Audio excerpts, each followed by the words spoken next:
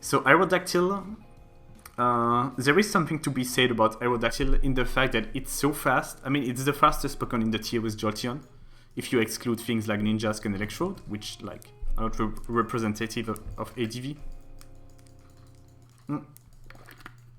Basically, the two biggest things to say about Aerodactyl, in my opinion, is that one, it's the ultimate gatekeeper, as in, it's so fast and so immediately strong that it can basically check, offensively at least, pretty much everything that you may face. It's not always the perfect solution, but it's one at least. And the way Aero works between the speed and the rock slide flinch aspect is that you're never out of a game with Aerodactyl. So I almost want to say that ideally, Aerodactyl is one of the most optimal way to play ADV OU, because you're never quite out of a game as long as Aerodactyl is alive, just because it outspeeds everything, and either with a flinch or some chip, it's gonna get a KO through sheer power. So as a result, it's like definitely something worth keeping in mind for later, for the future rank. I believe Aerodactyl got better as a whole too over the past year. I feel like we don't see as much those teams featuring Jirachi and Swampert together. Yeah, if there is an arrow, there is a way. That's a nice way to put it. I do like HP Fight nowadays, because I realize that HP Fight arrow is like a nice way to cheat in some builds. And by that I mean that sometimes you will want to use a rock resist that isn't particularly sturdy against DD Tyranitar. So I'm thinking stuff like Jirachi or even, offensive Claydol. It's not particularly good against Titar, and if you have Aerodactyl on the team, you can put HP Fight and sort of cheat your way around DD-Tar with it. Which is actually pretty cool. It's what I used in week 1 of SPL against Cyberodin. It's not a set that I had used much in the past, but since I tried it, I'm very much a fan. Also, Starmaster used it in SPL 2. It was against Teclis, where his rock resist was Jirachi, once again. And he knew he was potentially weak to DD-Tar, so he went with HP Fight Hero, which I believe was a pretty nice way to go around it. I do like sub 3 attack, actually. I've used it quite a bit over the year. I like to use it on very hyper offensive team, because on those teams I don't like the fact, because you're so offensive and you do not have proper defensive basis, that sometimes I don't like the way that you have to lock yourself with Aerodactyl, because it's giving setup opportunities. So I like sub on those teams. Also, I tried White Herb with Curse, because like you have the instant boost even while staying healthy, but overall sub 3 attack is just better and more consistent. But yeah, I actually like it. Not to mention that Aerodactyl is so strong and treated OKO that it's not like that uncommon to get a sub on a switch, and from there, like, very scary actually. Punaise, dude, it just started, Marty. Yo man, just started. So yeah, both sets are good. Aerodactyl is great. I don't think it's that splashable, but the fact that it just revenge kills everything means that it's not that hard to fit on a team either. So on a note of 1 to 5, let me think about this. Oh yeah, something else I wanted to say about Aerodactyl is that in the past, I feel like I would always use it in such a way that I would try to hide it in the back and only reveal it in the very end of the battle. And whenever I used it like this, I feel like it wasn't really pulling its weight and being quite good. But if you're playing more aggressively with Aerodactyl, getting it on a setup turn, for example, getting it on an Earthquake, setting up beat game, it's so good at forcing your opponent's hands, and just by like the trait alone, it's really good. That's what I mean to say overall. Yeah, just the tip to use Aerodactyl is not to wait too long before revealing it, unless you could afford it. But playing aggro with Aerodactyl, very good.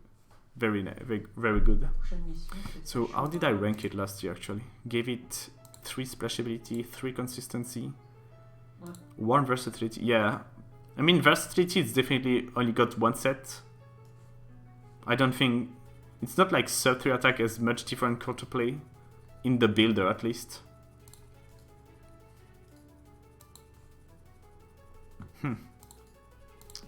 It's got... Oh, yeah, there is... Oh, actually, now that you mention it, Alex, there is this set that Astamaritos made that is actually pretty cool. I like it. So, he was watching someone on the ladder using sub HP Grass Flamethrower, and he realized our HP Grass Aerodactyl was actually pretty nice at catching Aerodactyl, Swampert, and he made a team with sub HP Grass Lead Aero.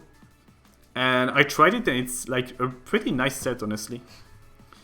One good trait about it is that you get the offensive momentum against Zapdos team, which are very common in ADV. And you know, most Swampert are aware of the possibility of getting HP grassed by most Pokemon in ADV, like, you know, Cheetah, Salamence, because you expect them. But Aerodactyl HP grass is so rare that you can actually catch Swampert with it. So obviously you need to invest special attack on it, but it's actually good at catching Swampert. And you open the way for something like DD, Double Edge Cheetah in the back. Yeah, that's a set worth mentioning. So it's definitely not versatile. The difference in HP between Bug, Flying, and Fight isn't enough to warrant more like on the versatile side. I don't think it's really easy to use because if you are always clicking the obvious move with Aerodactyl, so just eating in the weakness or whatever is in front of you, you are just always staying behind because it's not that strong. It's very strong against pretty much anything that is frail, obviously. But it's not really good at getting past its resist because it's not something like Choice Band Metagross or Titar. So if you just always play obvious, click the obvious move with it, you're gonna lose one turn every time and be behind. And yeah, it's just gonna end badly for you. So I'm gonna give it a 3 in maintenance because against Frail team it's actually pretty free to use Aerodactyl. Yeah, okay, so Siglet, something I explained, as you can see here, is that consistency has like a two-time multiplier because it's like the best trait to have a consistent Pokemon. I think it's actually quite consistent, better than before, so I'm gonna give it a 4. Yeah, consistency is valued twice as much as the other 3. And is it splashable? I'm not a big fan of Aerodactyl without Spice. I feel like it's really lacked the punch, not to mention that Swampert heals way too much. Rock Resist in general, not getting punished by switching into Aerodactyl kinda sucks for it. I understand why some team run it, like some mix offense, but I don't really like those. I don't rate those teams quite as much, so I'm gonna give it like a 2 maybe. I think a 2 is... Because you also want Sand, honestly. You kinda want Sand, you kinda want Spikes. Otherwise, it's kinda meh. C'est très hit, hein, de se balader dans la rue comme ça, à défourailler. It does fit both offense and defense alike though. That's a good thing about it. It's like a revenge killer for defense, and it adds offensive pressure for offense, so yeah. So Blaziken next. Oh, there is no Blaziken set in the thingy from Linear. Well, the thing to know about Blaziken, basically, is it more of a fighter or of a fighting type? Is it more of a fire type or a fighting type in ADV? That's something to consider, honestly. It's quite close. I mean, it's a mix of both, obviously. Hello, Patat. I'm not the biggest fan, but it's really good at putting a lot of pressure on TSS early. C'est qui troll derrière? Mais il y a personne qui me troll, mec, c'est mon frère qui joue. Il joue aussi en appel avec un pote. Blaziken, it's definitely not splashable. It pretty much only fits offense. You cannot use Blaziken on defense. It does. Can you even use it with spikes? I'm not sure, honestly. I feel like it really only fit mixed offenses. It's quite versatile though, but you always need, I feel, fire coverage, fighting coverage in the form of Sky Uppercut maybe. Focus Punch pretty nice to hit. Would be switching better, but it's got T-Punch. HP Ice. I mean, it's kind of like Charizard in my opinion, in the sense that it doesn't need spikes to pressure the fire switch-ins, because it's got the stop fighting type, but unlike Charizard, it takes spike damage. And it doesn't have as good of a defensive typing. I mean, you cannot switch into Earthquake or anything. Basically, Blaziken doesn't have any fire sure way to get on the field. I mean, BKC went on about it, but yeah, it's definitely not consistent, I would say. Can get dugged easily too, unlike Charizard. It's not easy to use either. You best believe that if you use Blaziken, you gotta predict, but that's the good thing about Blaziken though. It's so threatening in the early stages of the game that you have a lot of leverage by using it, and you can threaten whatever has to switch out by getting it in on like Blissey or Skarmory. But yeah, not a big fan, so I'm gonna give it like a 3 in versatility. It's not consistent for sure. I feel like I'm overrating it. I'm not gonna spend too much time on the lower ranks. Do you prefer Blaziken in back or late? It works fine because you can pair it with something like Zapdos to pattern pass on Celebi or Blissey, and it works the same. I'm not a big fan of lead Blaziken because it doesn't have the best matchup against Zapdos, which is quite common in the lead slot. But it's fine because it matches up well against Metagross and what's Tyranitar? What's 1-2-1? Yeah, that sounds likely. Not splashable, not consistent, quite versatile, hard to use. So Blissey. So we got a big top tier here. I'm a bit lower on Blissey than I was in the past. How would I go about it? I'm a pretty big proponent that Blaziken is just an inferior sort. Yeah, that's how I see it actually. It's pretty much a Charizard. Is there any team where you would rather have Blaziken on? That's a... I mean, I feel like Blaziken is better in the early game for more pressure. Because it can actually afford to stay in on Zapdos. And if you wanna trade something like... If you are slower and you get overheat, you can get put in Blaze Range and overheat the Zapdos. But the fact that Blaziken can be played around with spikes and even Duck Trio, unlike Charizard, is so big. And the speed tier too. Like Charizard always outspeeding or even tying things like Celebi and Jirachi is so good compared to Blaziken mid speed tier. But Blaziken has like potential stab Skyrocket, so it doesn't need to predict as hard against Blissey, unlike Charizard. It's definitely less consistent and harder to fit in a team, I feel. Just because at least Charizard can pivot on Earthquake and doesn't die in the process, unlike Blaze. So Blissey, in the past, like in my last viability ranking that you can see here, I believe, I did put Blissey in the second spot, but I'm not as high on her anymore. The main reason why that I feel like people got a lot better at abusing it. That's the one thing with Blissey. It's one of the biggest entry point of offensive momentum, I would say. Because a lot of teams that use Blissey really put too much defensive emphasis on Blissey. As in, it's pretty much like sometimes the only answer to Zapdos or things like this. So they cannot afford to let it go too low.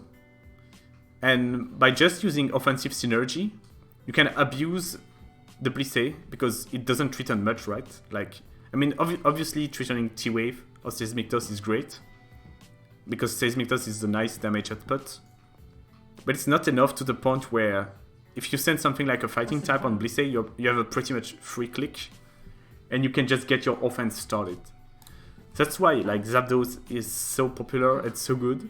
Just being so good at getting Blissey on the field, bad on passing on a fighting type, which otherwise have trouble actually getting hits for free, means that's one of the like biggest problem of Blissey. Otherwise, it's like amazing. Obviously, it's one of the two good wishers in the team, in the tier with Jirachi. I mean, Mance is a good one too, but it's not as good as getting at passing wishes as Blissey and Jirachi. I feel like I don't have to go too much into detail about what Blissey does though. Like, it's just good. It tanks a bit of everything, even on the physical side. That's the biggest thing though about Blissey that I will mention, is that if you do not have spikes, it's actually hard to pressure even with physical attacks, because it can afford to soak most of them. Only taking like, 40 from Max Dita Rock Slide, Counter was one of my favorite sets, my favorite move on it, until Beat Up Duck Trio got very popular in the metagame, because it could act as a way to prevent Duck Trio from trapping you, even the bulkier variants, and it was quite clutch in the mid game to erase something like Titar, Mixmans, or Metagross, sometimes even avoiding a boom in the process. Like, you just stay on Snorlax, you take Body Slam, one shot with counter, and you remove one of the opponent's way to break the defensive team with Boom. But ever since Beat Up Duck Trio got more common, I feel like Blissey got worse as a result too, because you cannot rely on it defensively as easily as you could before. Obviously, just a very solid Pokemon. So like, Blissey is obviously very consistent, and it's very easy to use, I would say. That's the biggest thing about Blissey as a special wall compared to things like Snorlax or Jirachi. You can actually switch on very strong special attacker and you do not have to recover immediately. Spikes on Zap Duck doesn't trap Blissey easily. Yeah, for sure. So the biggest thing about Blissey obviously is that I've explained it in the past in my previous viability rankings, but it's so tanky that it doesn't always have to click the recovery move, unlike things like Snorlax, Milotic for example. So you can actually make your opponent second guess themselves by threatening status. So I will say it's quite consistent. It's easy to use. Is it splash? It's definitely splashable actually. Like, Blissey is so splashable. It's so, like, even offense can often use Blissey on the Snorlax slot. And you can even use like different Blissey sets, as you can see on the side. I mean, Calmine is a bit... I'm not a big fan of Calmine in general, because it just gives free entry to stuff like Titar. Wish is very good, obviously, because Wish is amazing in ADV OU. I made a whole video about it, if you want. Status are good. Counter is good. It's not on the linear sets, but yeah, Counter is pretty good anyway. Even if it's not as good against the trio as before, still quite good. It fits on all kind of teams, honestly. So I will say, what did I put last year? I will go from there. It do be splashable. It do be consistent. It's not the most versatile Pokemon. I'm thinking I'm gonna... It's actually, the maintenance thing is like a two-way street, I would say, because you can only fit it with the spinner pretty much. Yeah. That's the thing. I'm not a big fan of spinless Blissey anymore. I used to think that you could spot Blissey without the spinner and be fine with it, but then it's so much easier to abuse. I will say the maintenance thing is big. It's easy to use, but it's easy to be taken advantage of. It's still like one of the best Pokemon in the tier. Anyway, like, even the notes, like I said earlier, are not final. Like, the notes that I'm giving are just gonna help me later to make the final ranking, but they are not the definitive thing. So we got Breloom. Okay, so Breloom has been the subject of many discussions. in the ADV community over the past year. So now Breloom is actually OU, like officially, so to speak. It is not BL anymore. And I was a big fan, I've been a big fan of Breloom for a while now. As some people know, I actually do believe that sleep is broken. Oh, it's very good at least.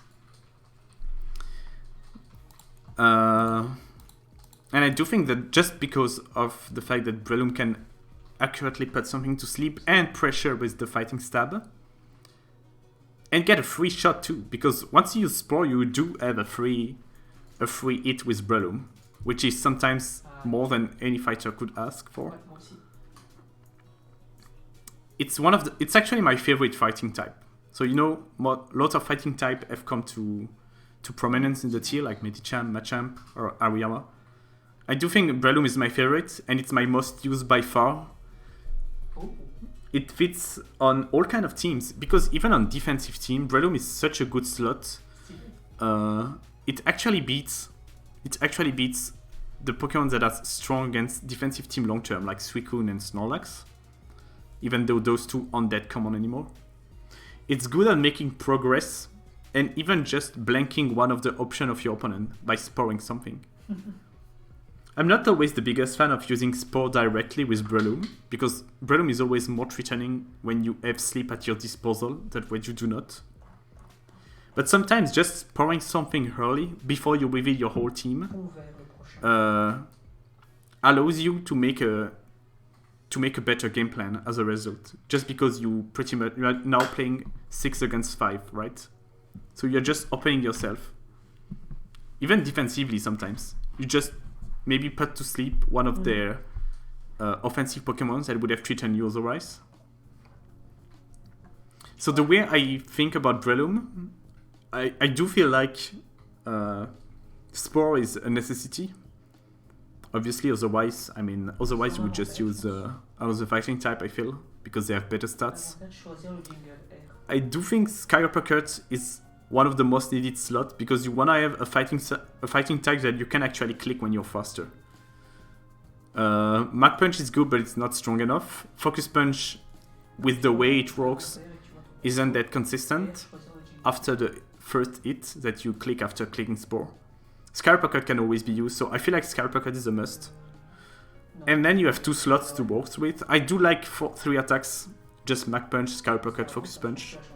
The way I see it, Focus Punch is the best, because Focus Punch is so strong that it just goes straight to Most Resist. It like does 45 to Zapdos, 35 to Mance. Now I prefer, Brick Break is accurate, but I do like the increase of power of Sky Uppercut, honestly. But I haven't really tried Brick Break. Anyway, Mach Punch, obviously amazing, always having a priority. Also, I feel like Mach Punch allows you to cheat against TD-Tar, like HP 5 IRO, like I said earlier.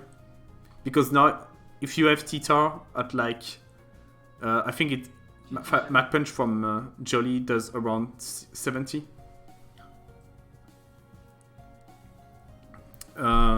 It allows you to cheat in the builder against the Editor, so that's something to consider.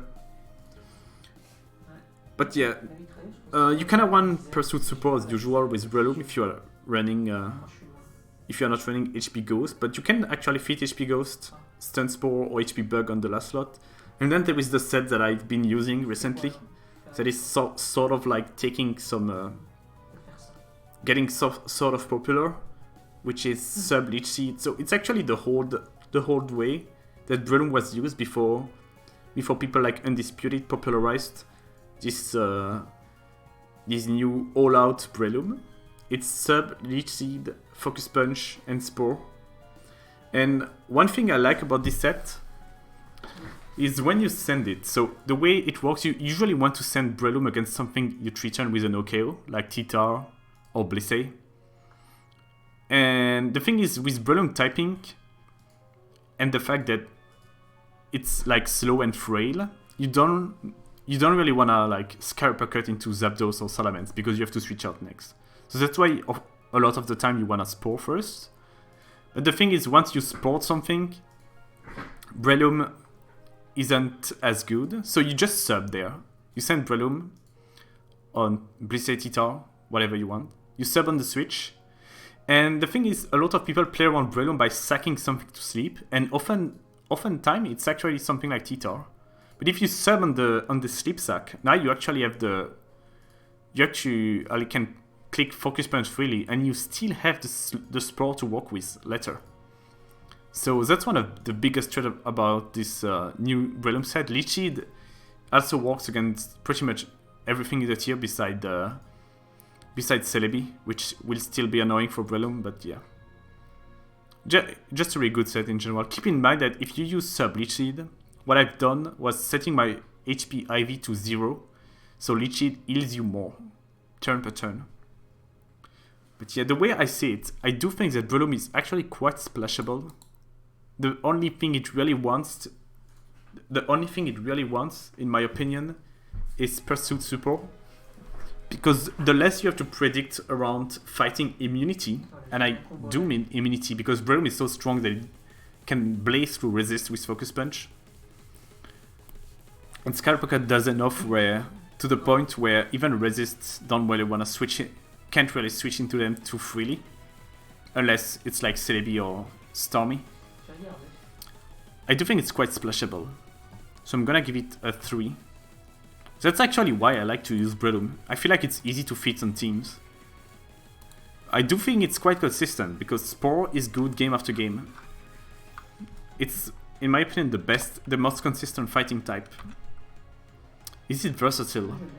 It's more versatile than ever. There was even Swordens that I didn't talk about. It's like the least expected Breloom set, but sometimes it's so scary. I think I'm gonna give it a 3 in versatility and a 2 maintenance. Is it hard to use? No, that's the thing, it's not that hard to use, that's why it's so good. I'm gonna give it a 3 in maintenance. It's not hard to use, but it's like not easy to get amazing with, to be amazing with Breloom, if that means anything. It's not something as easy to use as Zapdos, because you need to like value when you're gonna Spore, when you're gonna Focus Punch. But just being able to click Spore into Fighting Stab in the early game is sometimes just enough to get value out of Breloom for the game, and then it's done for, and it already did a nice job. So Cacturn, I'm not even gonna rank it this time. It's just dead. Goodbye. So long, partner. Phil.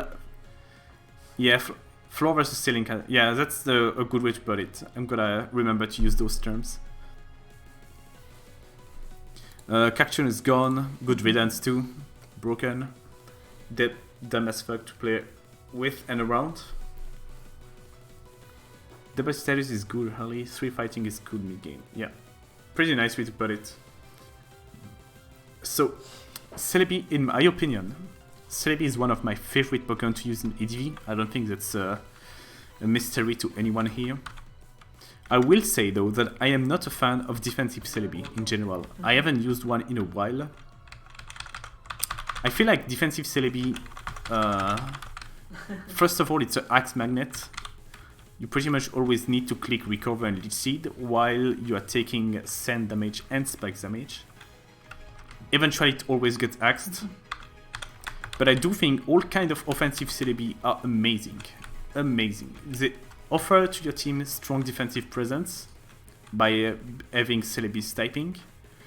You have natural cure too, so you are not blanked out by status for the rest of the game. And you have Battle Pass, and Battle Pass is one of the biggest thing about Celebi. The way Celebi works is if you do not have a good straight answer to it, there is chance that you cannot recover for what you are about to take. If you misplay around Celebi and it's a Battle Pass variant, there is a chance that you are losing the game or losing way too much member of your team, and you cannot recover from this position. So that's why I value it quite a lot. By itself, it makes, like, Celebi is the centerpiece of many playstyle. That's actually quite defining of the ADV landscape. So I'm thinking of CM Pass and SD Pass in particular. I don't think SD Pass is the better of the two. CM Pass is a bit more consistent because you are usually working with better Pokemon that are not all in on getting the CM boost. Unlike SD Pass, where if you do not get the CM Pass, be it because you are facing something like HP Bug Arrow or Raw Sumpert, there is a chance that your Pokemon are not gonna work as well as in CM Pass. Also, Celebi is like so good because it has such a good coverage that you can tailor your team and your set to beat pretty much every phaser that it can be thrown at you. You have HP Rock and SD for Moltres and Zapdos. You have even like SD HP Grass for Swampert, stuff like that. How do you feel about potential ADV sleep ban? Oh, dude, I've been saying to bad sleep for a while already. Been more than a year. You can... ADV would be better with a sleep ban in my opinion, but whatever. So Celebi is amazing. How would I say? Is it splashable? It's actually quite splashable. I feel like the offensive sets are actually splashable. The defensive sets are good, but I feel like they are much better with spin support. Even though you can always adapt them, like even Giga Drain, Leech Seed, HP Fire, it's pretty good at pressuring the spiker. The thing is, defensive Celebi is also spikes based. That's something to keep in mind. It's like kind of a point of entry for defensive team. It's definitely one of the most versatile. It's not that easy to use, so I would say maintenance. I would give it like would give it a 3 actually. It's not that easy to use. Is it consistent? Yeah, it's quite consistent, but the thing is, if you are not using Recover Celebi, you cannot misplay with it too much. It's only gonna get 1 or 2 shots. Once it gets too low, you are starting to get offensively checked by Fire type and stuff like Aerodactyl and Dugtrio too, once you're in the range of HP Bug. Early Celebi is like very strong because you can pretty much 1v1 anything. You can even afford to stay in on Choice Bed Salamence, you know? You eat a hit and you kill it if you have HPI, so you Banner Pass and you go from there. It's kind of like Snorlax, if you get what I mean. I will go further about this with Snorlax, but basically, if you're not using Recover Celebi, you best believe that you're gonna need to abuse it early game, or it's too late. Is it splashable? Yeah, it's quite splashable. It's got so many good sets. Maybe not the most splashable, but it's quite good. I'm gonna give it a 3 in consistency, actually. Yeah, that's a good way to put it. How many times would you put the Pokemon on your team? Oh yeah, splashable, it's how easy it is to fit on a team, basically, Menace. So now we go about Charizard. Charizard is pretty much a better Blaziken in my opinion. It's obviously the one comparison that comes to mind is Moltres. Moltres has better bulk and is stronger on the special side, but Charizard has Focus Punch to pressure Blissey. It's got beat up too. Beat up when you have your full party is enough to beat Blissey. And you do not have to predict with Focus Punch as much, which is kind of nice. Charizard also has the added threat compared to Moltres of having Dragon Claw. So you can actually damage Dragon type, unlike Moltres. I mean, Moltres is Will-O-Wisp, that's actually one of the biggest difference. But yeah. I don't think... I feel like Charizard is more splashable than Moltres, because Moltres really wants spikes to work, but Charizard doesn't need them, because you can pressure Blissey with Focus Punch straight up.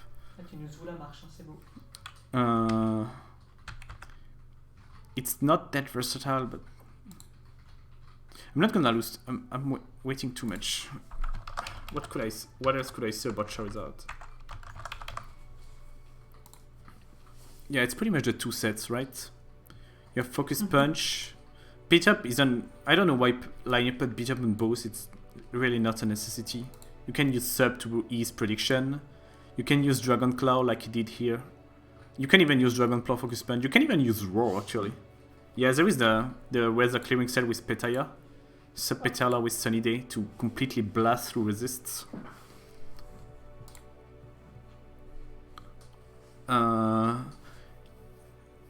Yeah, you also have Roar, which we saw have some play. Roar is actually pretty nice on Spike's team. Because now you like don't get walled by stuff like Milotic. Milotic comes in, if spikes are up, you just roll them. Charizard also good at like forcing switches because of its instant threatening power. Yeah. Charizard is actually quite good. It's, you know, some a term that Vapiculo uses when I talk with him about ADV is that Charizard is a momentum reverser. So by that, it means that whenever you get Charizard on the field, the momentum automatically goes to the other side. Because, and those are the two biggest traits about offense in general. And that gives some Pokemon like Charizard and Zapdos so much strength in a game. It's just so fast and so instantly powerful that they're already forcing the end on your opponent. For example, if you use something like Claydol, even offensive Claydol, it's packing a better punch, right? But Claydol, like, doesn't have a good stab. I mean, Earthquake is a good stab, but it's easier to play around than Fire Blast or T-Ball, which are uncontested, and most immunity are straight up threatened by the coverage. So the fact that you can get the momentum on your side by just getting them on the field, and it helps when they have a good typing to get on the field easily, like Zapdos. Charizard sort of too, but not as much. Just so good for offense in general, and it's just the way Pokemon works, right? You wanna be the one doing the damage. So by using Pokemon like this, you're winning the game, pretty much. That's how I would put it. So I do think Charizard is quite good, but it's a bit lacking in power. Like, it's the most time thing in the world where Swampert can afford to take that HP Grass and revenge kill you with Surf, right? That's the biggest time. It's also quite prediction reliant, because you have to hit Blissey on the switch with Focus Punch. Otherwise, you're back to the start. Is it splashable? It actually fits on quite a lot of team, I would say. So I'm gonna give it 3. Is it consistent? It's definitely not easy to use, I would say. So I'm gonna give it a 2. What did I give it last year? 3, 3, 2, 2. Yeah, that sounds about right, actually. Not gonna lose too much on this. I feel like, yeah. Yeah, I mean, that's the problem with most mixed attackers. They're walled by Milotic. That's actually why Raw Charizard is pretty nice with spikes, because now Milotic isn't a free switch anymore. I mean, you could double out like you would in the past, but Raw is pretty good because not only does it get Milotic out of the field, but it probably gets something that Charizard is gonna threaten. As I said in the left from the right side or from your team, you can find them on Smogon. There is a trade that Laniot did in Rune of Alph called ADV post something dump, I forgot, but it's a paste bin that he posted there. I can give it to you, hold up. There you go.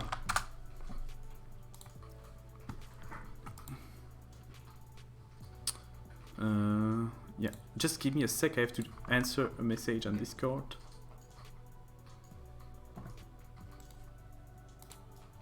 Give me a little second, I'm gonna take 2 seconds and I will be right back. Quoi? Non, en seconde, on s'échappe.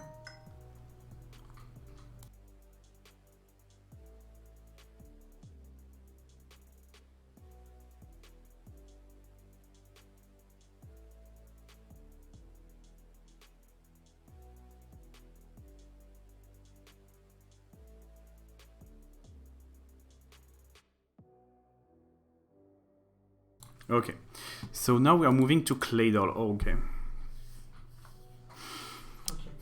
So Claydol.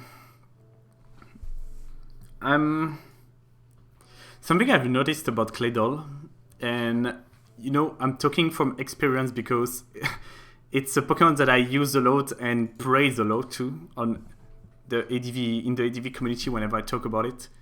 I do feel like Claydol feels very splashable because it compresses so many roles in once. It's got Boom, it's got Spin, most importantly.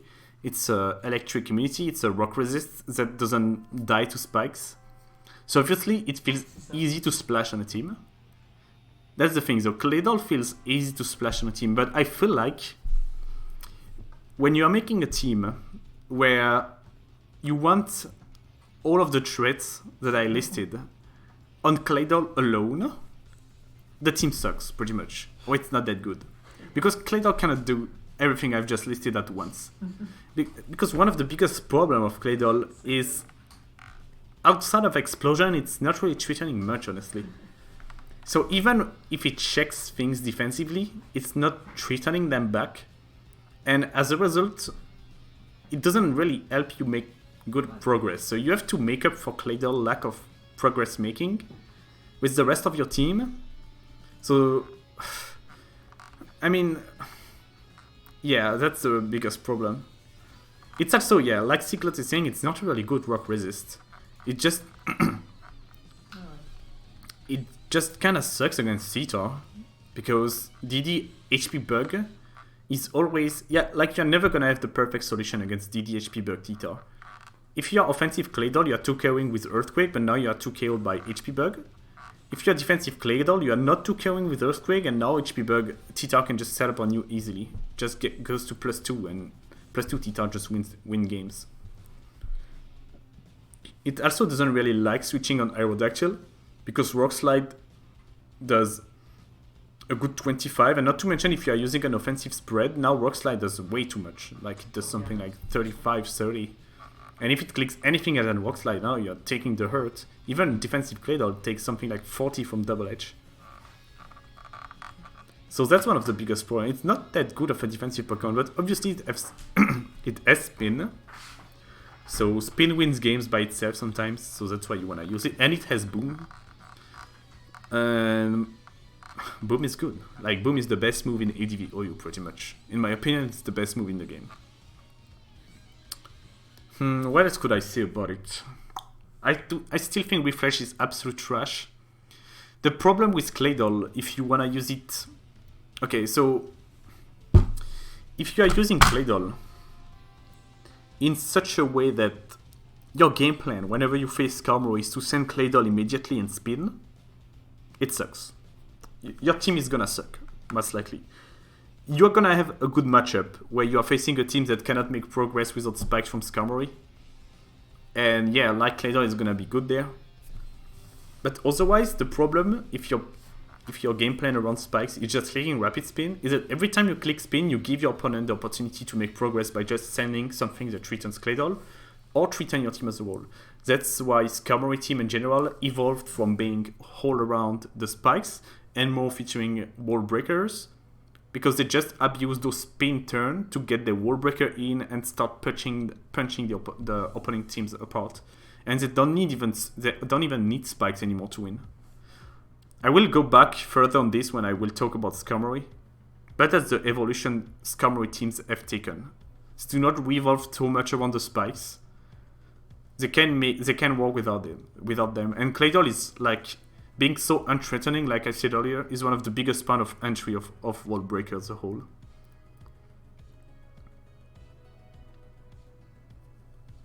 So yeah, that's the thing. It's actually so like Claydol is, in my opinion, like actually very splashable. It's one of the most splashable Pokemon. Is it consistent? That's probably one of the problems. I feel like Claydol itself is consistent, but the team in Lead Zone aren't the most consistent, if that makes sense. It's definitely not versatile. Like, sure, it can use like, we've seen some evolution in the Claydol's moveset, where we have offensive and defensive spread. Sometimes offensive spread feature different move on the psychic slot, like Shadow Ball or Rock Slide, but otherwise it's not that consistent. Is it? It's funny because I feel like Claydol is easy to get on the field, but it's not easy to use because getting it on the field easily doesn't mean it's gonna work, pretty much. That's the problem. Claydol is actually hard to use, that's the biggest thing.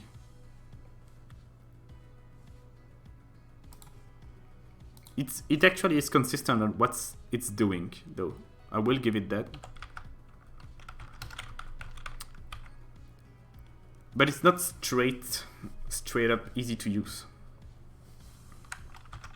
Okay, I think we can move to the next Pokemon. So we are moving to Cloyster. So Cloyster is the offensive spiker that isn't steel type, pretty much. That's the best way to put it. So it's got spikes. The problem is, unlike Skarmory and Fortress, it's not durable. So it's not that easy to get many spikes out of it, not to mention a boom. It's definitely not splashable. I feel like Cloyster pretty much only fits offensive team, but it fits many kind of offensive team at least. Although usually, no, like some spike team are very spike centric, and by that I mean the team with like Jolteon. But some teams just like the boom and just one spike from Cloyster, like the team I was using with Choice-Band, Metagross, and Snorlax. Rapid Spin is actually not too bad, I feel, honestly. I'm kinda liking it now. Even, the thing is, you're not trying to spin consistently throughout the game. You just try to spin once, so your offense doesn't take as much chip damage. That's the way I see spin on Cloyster. But it's rare that you get to... And you are not trying to actively click on it, unless you are facing a playstyle that allows you to get all of Spike, Spin, and Boom out of Cloyster. So against something like Milodol, that's where Cloyster shines the most. Because you actually get free switching on stuff like Claydol and Milotic. And you get going offensively because you are not getting trapped by Magneton, which is a common partner of those. Cloyster definitely not versatile. What ranking did I give it last time?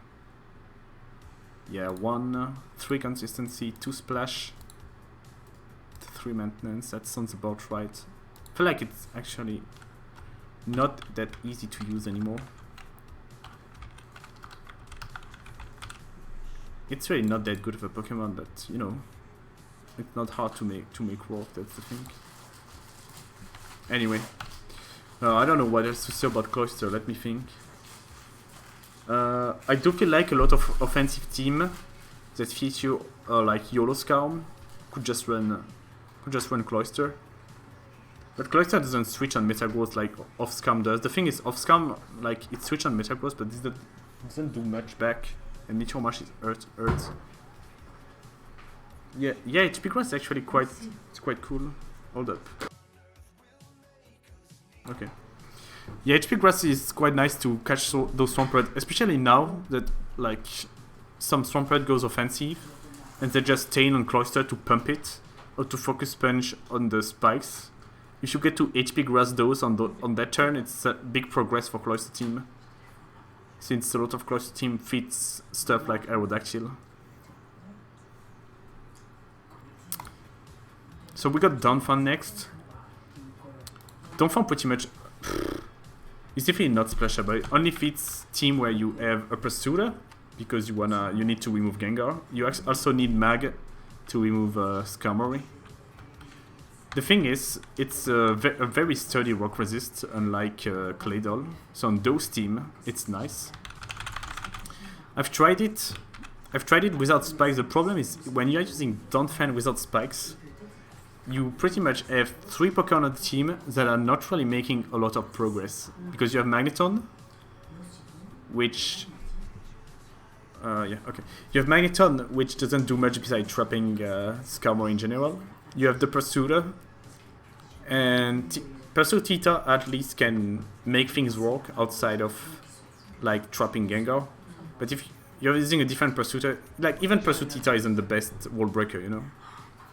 It's not particularly good at making progress, especially without spikes. Donphan, obviously, besides spinning, won't make much progress either. So you kinda need spikes, and then you have to fit all of Spike's Pursuit Magneton on the team. So it really fits very specific niches. It's definitely not versatile. You always want Protect, you want Earthquake, you want Spin. And then you have a slot where you can use Toxic, HP Rock, even HP Flying if you want to use it for a Rock Cross, but it's kind of dire. I've used Roar personally, because I like using Roar in general. I always try to fit it on teams to deal with all kind of Battle Pass stuff and standing up. And Toxic is good in general because, you know, product stuff. So, definitely not versatile. However, on the team it fits on, it's actually quite consistent at what you're trying to get out of it. It's a very sturdy physical wall. Not only is it gonna hard counter things like Physical Theta and Aerodactyl, but it's actually gonna be useful against even stuff like Metagross in a pinch. I would give it... What did I give it last year? Well, 6 months ago actually. 3 and 3. Yeah, that's about it. That's pretty fair.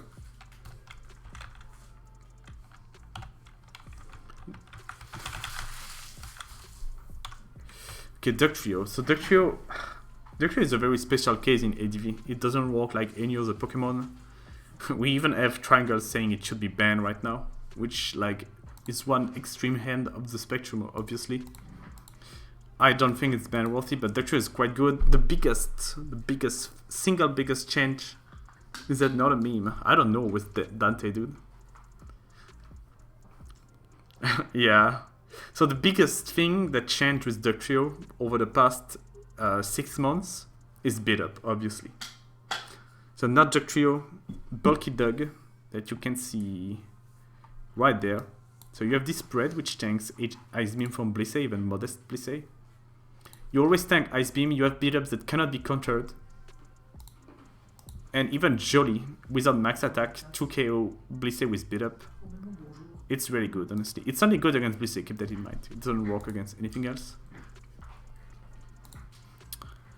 It's the biggest change in ADV Oyo because it pairs so well with Battle Pass Zapdos. It's such a good pairing. It caught many people, like... it caught many people. Zapdos turn 1 Battle Pass on Blissey into Dug. Blissey is removed from the game. And you go wide with your offensive, like your special attacker. Beside that, Ductrio is always good against offense. I mean, it's good and it's bad at the same time. It's good because you just completely remove some wall breakers and offensive Pokemon that would return you. And they can't do shit about it because of Arena Trap. But on the other hand, Ductrio can give free turns because it Choice Bandit. So you can set up on it. It's actually like, you know, allowing stuff like Ninjask to prosper. But yeah. One set that is mentioned here, that I still haven't used yet, but I consider it when I'm building.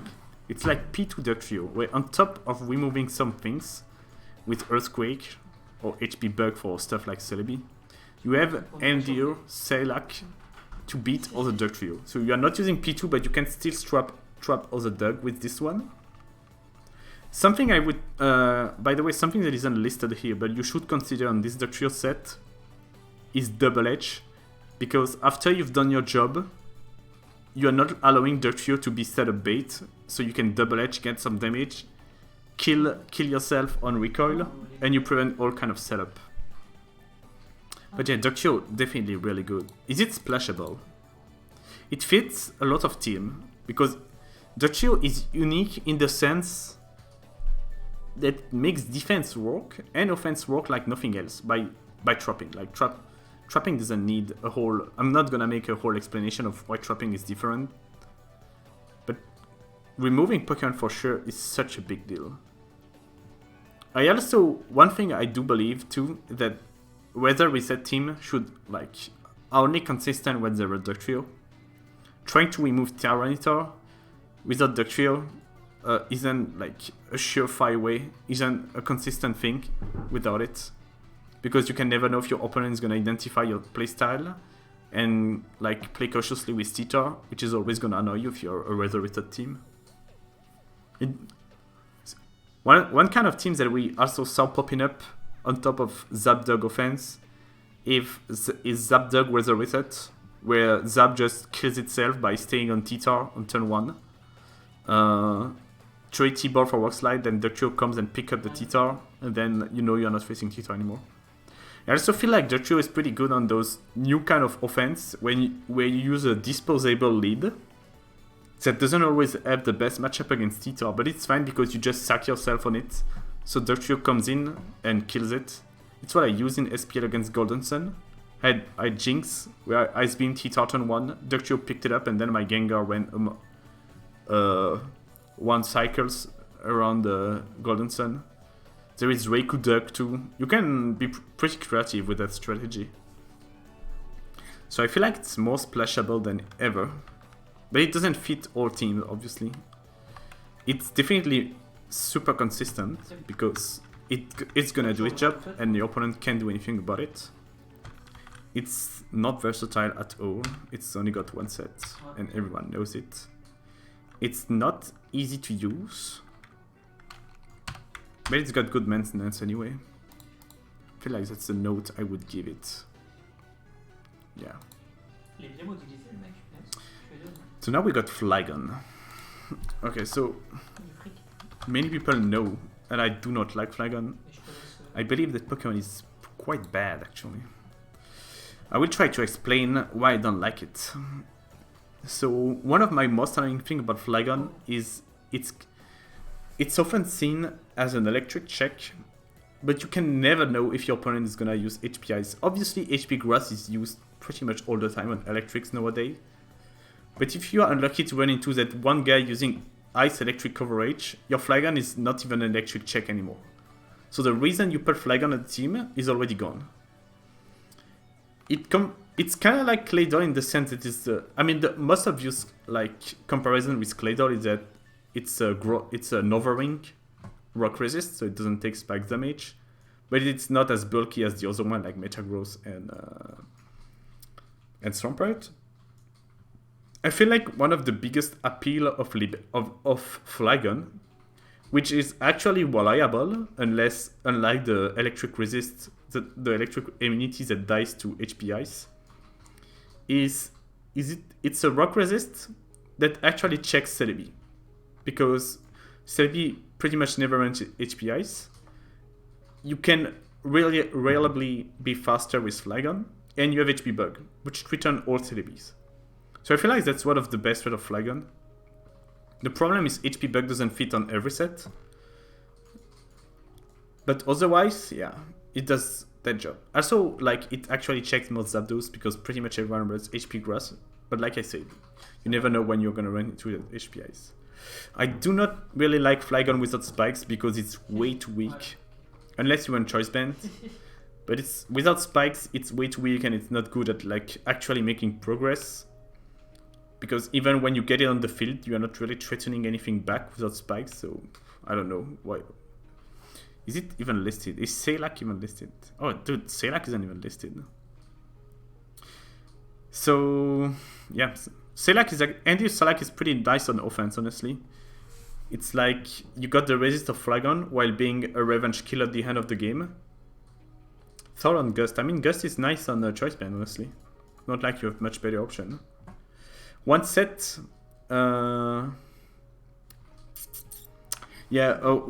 just wanted to say that Choice Band Flygon, obviously it has some killer matchups, because now you're actually actively threatening stuff like Milotic, Swampert, or Blissey. The biggest problem with Choice Band Flygon is that Earthquake is, like, it's really not a spammable move. It's got so much immunities, you really want to spam it, not to mention that ideally you want Pursuit and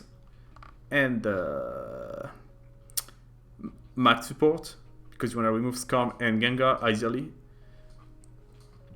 So yeah, I'm not a fan of Choice Band either. Also, if you're using Choice Band Flygon, the biggest, like, the defensive niche of Flygon isn't as good as anymore because you're not getting leftovers recovery at this point. So, is it splashable? I wouldn't say so, because the way I see it, I think it only fits on Spike Team. Choice Band technically doesn't need spikes, but dude, just use Aerodactyl, dude. Just use Mance or Aero, actually. So now you're actually checking fighting type, or you're just checking the whole game with Aero. It's versatile. What note did I give it last time? 3, 1, 3, 4. Is it easy to use? It's actually not easy to use because the problem is if it's not making Earthquake, it's not making a lot of progress. But Earthquake isn't spammable. It's actually versatile though, sort of. Is it consistent? Okay, you can. Is it splashable? There we go. I'm gonna give it those notes. It just not particularly good at anything. It's trying to compress, yeah, like Claydol, but the impact isn't as clear as Claydol because Boom and Spin just works every game. Not Earthquake and whatever Flygon can else, whatever else it can do.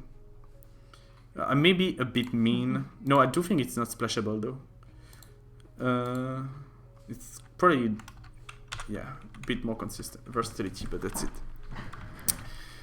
Fortress. Okay, so Fortress is gonna be one of my biggest change compared to my last ranking.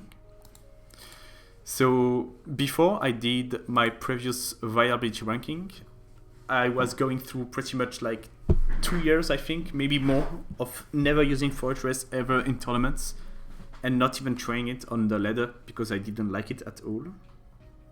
Then one of the biggest change in using spikes in ADV was pairing stuff like Skarmory with Wish support. And I really like that evolution because it meant that even if Skarmory was taking damage in the early game, you could always wish it back because a lot of teams deal with spikes by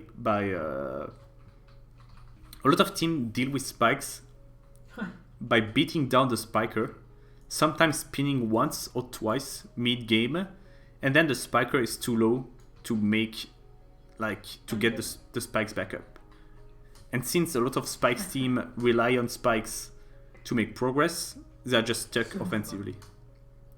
But now it changed because I feel like the biggest thing when using Fortress nowadays that you need to realize is that you don't want to be all in on Fortress spiking early. You would rather spike only once but keep Fortress around 60 so you can use it easier later and you can actually wish it back up. One of the biggest problems, in my opinion, with Fortress compared to Skarmory is that because it was so slow and it was grounded, it was actually hard to get it back into shape because it was always going to be slower, so it could never get that spin off, it could never get that boom off once it's tried to spike early game. But if you're more conservative with it, it's like really good because Fortress wall compresses so much in one team. It's got spikes, it's got spin, and it's got boom. And unlike Skarmory, no, it's not unlike Skarmory because Skarmory got Drill Peck. But Fortress actually doesn't like completely give up to Magneton. Okay. Even though Fat Mag exists to tank Earthquake, but yeah, you actually have Earthquake and even counter to one-shot Fat Mag with clicking HP Fire on you. What? Okay. I actually prefer Fortress usually compared to Skarm, but Fortress needs a lot of support in the builder. Yeah, it's really good, dude. I feel like it's even if it's not spinning, you're still booming with Fortress. It's actually got a reasonably strong boom, right? So if you get that off with 1 or 2 spikes, it's doing a cluster-like job. Obviously not as easily like cluster because they're not returning surf. What else could I say about it? HP Bug is nice on it because you're threatening Stormy and Claydol. The problem is, if you're using HP Bug, you have to give up one of Boom or Earthquake. Unless one of the techs that I like is using Spinless Fortress. So you're using Spikes, HP Bug, Earthquake, Boom. So you have a tool for every spin on the tier and boom on top, and you're just spinning with something else on the side like ladle. It makes for kind of weird team, but I got that idea from facing line here on the ladder, and I think it's actually quite nice. One advice I will give you that if you're using Fortress, try to use a wisher alongside it, because it's grounded and it's low. So once Fortress is low, it's hard to get value out of it. That's the problem with slow and grounded Pokemon. Once they are low, it's hard to get value out of it. And since the most value you get out of Fortress when its ulti spikes, if it got beat down and it's low to the point when you cannot spikes anymore, if your opponent is a spinner, then like you're heavily behind in the game. That's why you want to be conservative, so you can wish it back later. Also, something cool about Fortress that you can spike on Zapdos, unlike Skarmory, because T-Ball doesn't do that much. Even offensive T-Ball doesn't 2KO. Zap Cannon is actually pretty nice because you do active damage on Skarm, but I hate our unreliabilities. One of the best things about Zap Cannon is that a lot of people switch Gengar on Fortress when they have it. And if you catch Gengar with Zap Cannon, it's pretty much dead. I mean, powered Gengar is fucking sucks. Keep in mind though that Fortress team may have the same problem as Claydol, in the sense that if your plan about like when playing around Skarmory, and it usually is the case when using Fortress, is to send Fortress and spam Rapid Spin, they can use the spin turn to make progress offensively by sending a breaker.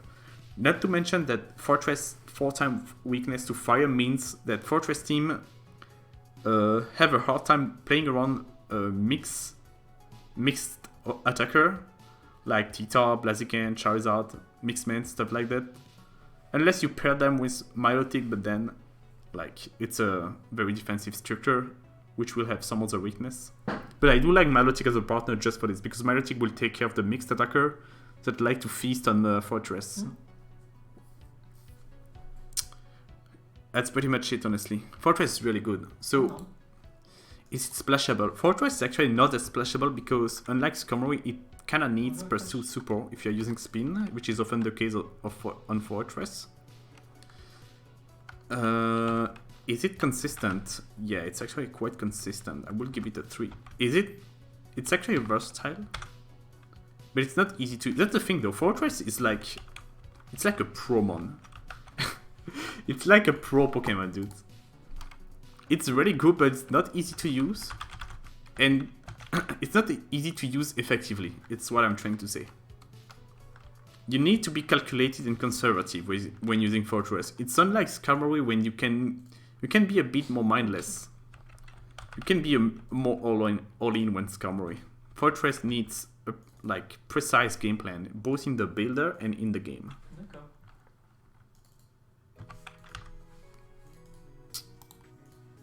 Oh, then we're moving to Gengar. Man, Gengar is so good. But it's not... It's like the top tier I use the least. But it's really good. What time is it? Okay. So...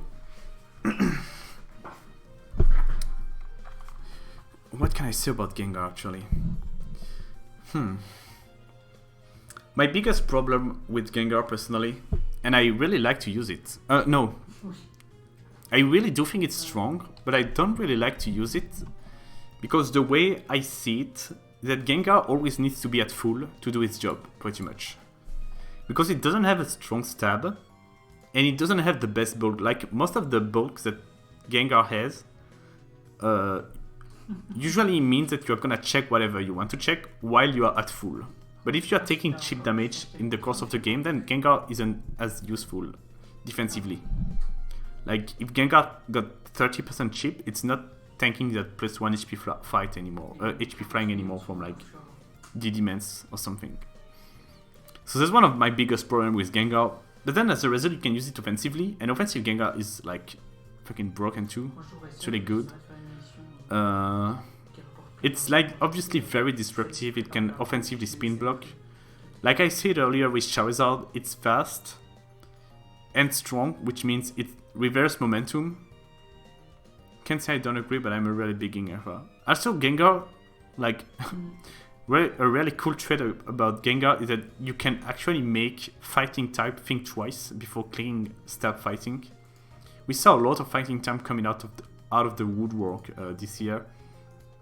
And when you're using a non-Gengar fighting check, oftentimes, like, the fighting type doesn't even mind clicking the fighting stab. Like, even catching Zapdos or Mance on the switch, it does around 30, and they are not healing. If they're catching something like Celebi, you can just use the recover turn to do something else like HP Bug or switch into another breaker. But Gengar will actually not take anything from fighting stab and threaten back immediately. Also, the best trait about Gengar, one of the best traits about Gengar in my opinion, it's the fastest boom in the tier, in OU that is. And boom, not only is it's like very strong offensively, but it's one of the best positional tool, because the way like the boom works mechanically in ADV by ending the turn on boom, it's just so good to position yourself offensively. You can checkmate games like nothing else with this fast boom. It really allows defensive team to have creative endgames and even checkmate many positions thanks to that fast boom.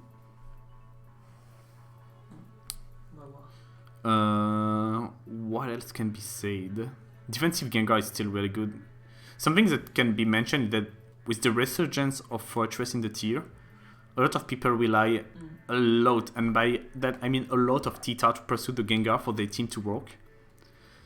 And if they're facing a very defensive Gengar, like literally the strong, very defensive on the SPL side, with Giga Drain, if you win the 50-50s against Tita, by that I mean like you get Gengar on Fortress Spin, then you will always the Tita, then you Giga Drain on Pursuit, and then at this point Tita has to make a choice between Crunch and Pursuit, because if Pursuits again it's gonna die to Giga Drain.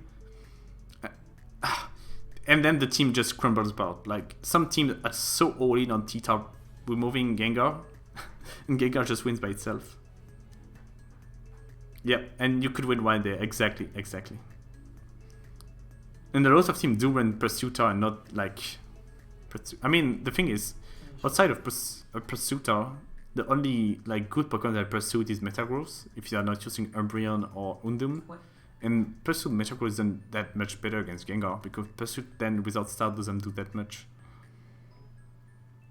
So yeah. The only thing Gengar has against itself is a lack of strong stab, honestly. Because many Pokemon can afford... That's the thing with Gengar that I dislike. That many Pokemon can afford to 1v1 it. And they just weaken it to the point where Gengar cannot be that really useful defensively anymore. Because it's just getting in range of everything.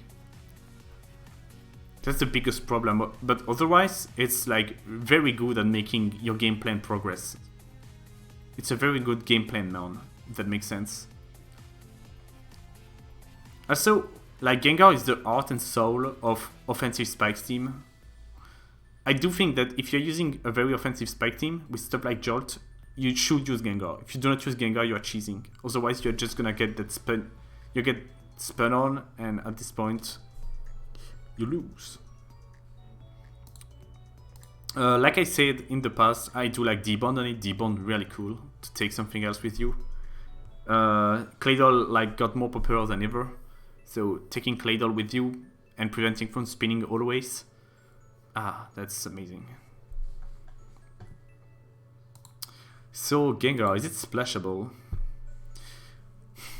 I'm not the biggest fan of Gengar without spikes, I will say that. I know some people run it, and Liney in particular makes a lot of spikeless Gengar team.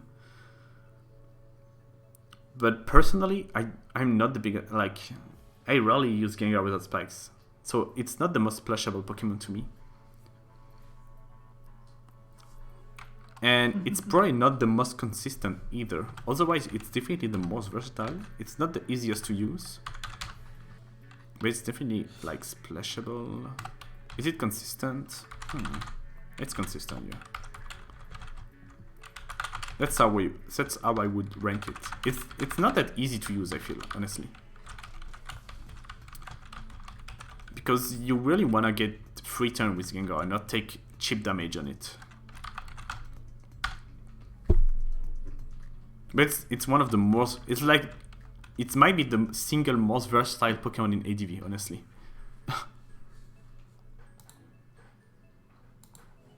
Alright, so Gligar is useless now. Goodbye. Thank God, good riddance too. Man, I got so much left. How long is this stream gonna be? I need to be a bit faster. Good lord, I only did 15 Pokemon in almost 2 hours. What the fuck? Okay, no, it was like less than 2 hours because there was the SPL game first, but man, I just love talking about this tier. Let me check something. Yeah. More versatile than... yeah, dude. Nah, I'm gonna do everything at once, fuck it. Gyarados is bad, that's it. Nah, man, I like Gyarados actually. I've used it quite a bit personally. Yeah, HP Ghost DD is such a nice set. HP Ghost DD is nice because it one-shots Gengar, which is big because a lot of team relies on that Gengar taking that one hit and going back with T-Ball. The biggest problem about Gyarados is coverage always, man. If it could have both flying and rock, it would be so much better.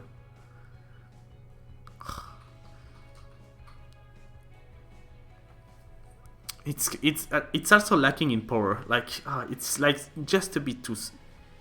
It's a bit too slow and a bit.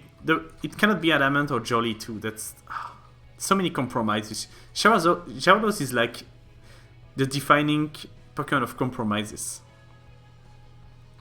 No, it got used once in SPL, I think, Logan. It just didn't get sent. But Lightning brought it against Cyberod in the game where he 6-0'd with Celebi. But that might have been the only usage. Let me check. It's actually crazy now that you mention it here. Might be the only usage. Let me check just to be sure. Usage statistics. Is that even up to date?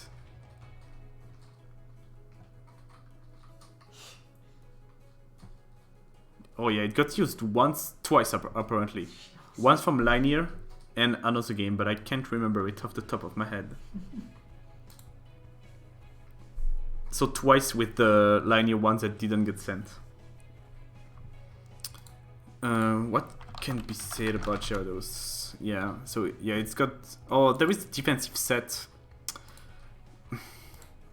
I'm not the biggest fan of defensive Gyarados. It only works on specific structures. You also like you're suffering even more of the lack of coverage because you literally cannot use you can only use Earthquake and one of Flying or Rock, so you always walled by something, be it Claydol or Aerodactyl. Being walled by Aerodactyl is pretty awful, but I guess you can always HP Flying on the switch. Gyarados is definitely a good defensive typing, but it's kind of like Suicune in the sense that it takes all of oh no, it doesn't take spikes at least. But still, so rest is such a bad way to recover. I kinda like it. I kinda like it on SD Pass because it's got a good defensive typing to come after the Balance Pass. It's synergized well with Celebi. By being on SD Pass, it gets like it can sort of make up for its lack of direct offensive output with the help of SD Celebi. And it also doesn't get one shot by stuff like Ice Beam as a follow-up.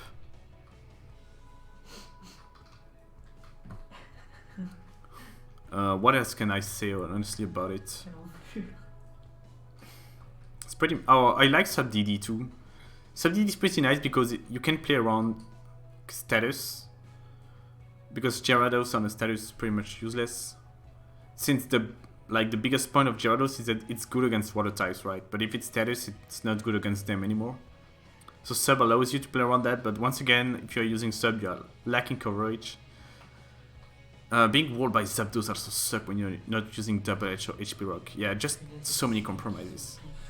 Gyarados is definitely like not consistent. That's the biggest thing. It's not splashable. What did I... 3. Yeah, it's not even that splashable. It's not versatile. The problem Gyarados is, it's sort of versatile but in a bad way. Because you always have to make compromises when you are trying to be versatile with it, unlike other Pokémons. It's not easy to use. Yeah.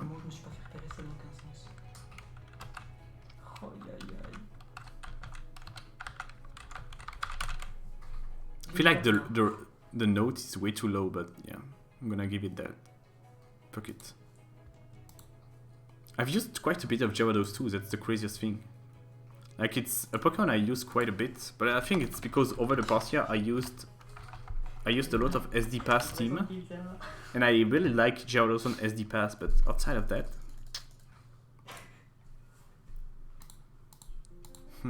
Is it no, it's really not splashable, right? Consistency, versatility, maintenance. No, Gyarados is actually not that easy to use either. You need to be very precise with it because it's always lacking a little bit in damage output, so you need to be careful. Like, Tita isn't even bad to check Gyarados. That's one of the saddest thing about it.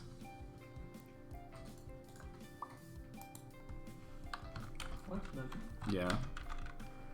Okay. Maybe it's... No, it's not splashable. Okay, Ariyama. Let's go next. Let's not waste time too much. So Ariyama, probably one of the Pokemon that saw the biggest rise in usage over the past year. Started with Linear spamming it at Kalos Cup 4, which he won. And we saw quite a bit of Ariyama this SPL. Let me check the final usage statistic. Ariyama was used 6 times, which is honestly quite a bit. Like, that's more than Pokemon like Charizard and Cloyster. It's funny because there is a gap between some Pokemon and, like, Ariyama is in the middle of a gap, but it definitely got used quite a bit. So Star Master is another one who used Ariyama quite a bit on offense and defense alike. Ariyama is like one of the biggest progress maker. It's a fighting type for one. So fighting type automatically means progress offensively. It's got knockoff, which is the most unique aspect about it. Knockoff is never bad in ADV, and it's especially good against defensive team, because knocking out leftovers is always useful. Whatever you eat, it's always useful. It's reasonably bulky. It doesn't take much from Seismic Toss, so coming on Blissey is better with Ariyama than with any other fighter. All-out attacking is good, yeah. It's really good on mix offense, because I feel like the old mix offense with stuff like Without Fighter weren't that hard to play around. But fighting type on mix offense really allows them to be a lot more dangerous, I feel. Ariyama is probably like... No, it's hard to say. I like Medicham too. Man, Ariyama is just good. Astamatitos was actually like one of the first one to use it differently too. Because before Asta and Linear this past Kalos Cup, Ariyama was pretty much only seen on those defensive teams, where it was used defensively too with knockoff. Knockoff to you, like, it was helping against Titar while adding knockoff on top of spikes from Skarmory. And then it started being used more offensively, sometimes with wish support too. It's a whole a 1-mana army by itself. It's actually pretty crazy. It's actually quite versatile too, because you have all the arsenal of a fighting type plus knockoff plus whirlwind. So I guess bulk up isn't used, like compared to other fighting type it doesn't really boost, because bulk up Ariyama isn't particularly good.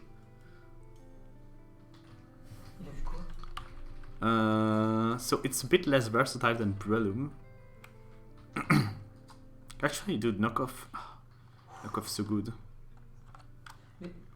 Is it easy to use? Not as much as Breloom, but it's like one of the easiest fighting type to use for sure. Is it consistent? Yeah, it is consistent quite a bit actually. Is it? It's as splashable as Breloom for sure. Yeah, that's seems like a fair note. Might even.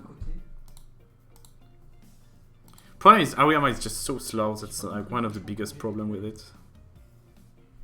Yeah.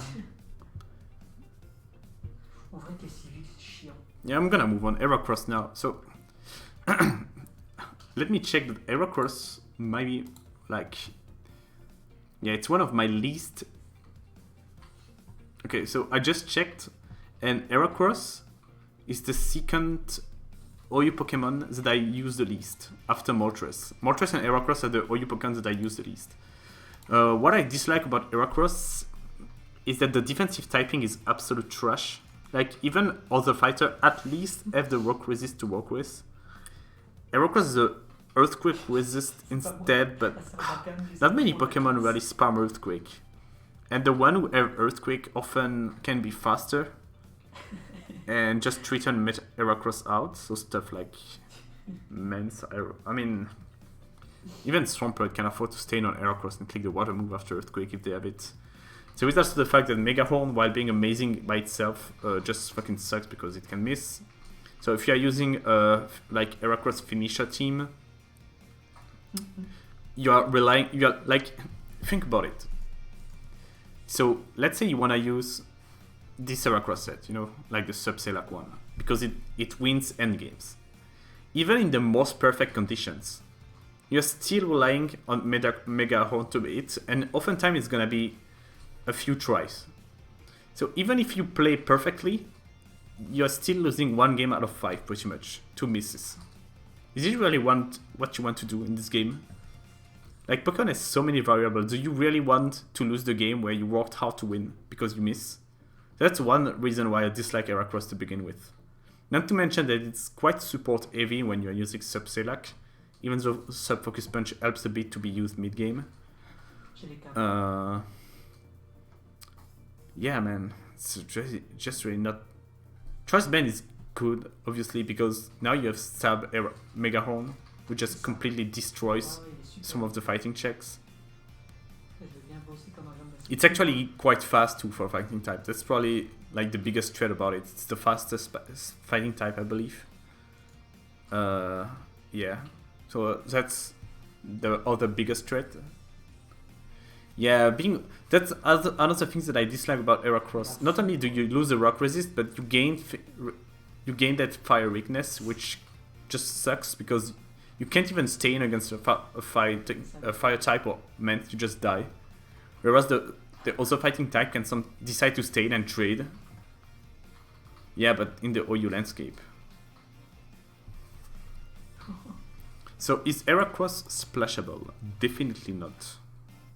It's less splashable than Breloom, in my opinion. And Aoyama, because the typing defensively actually sucks.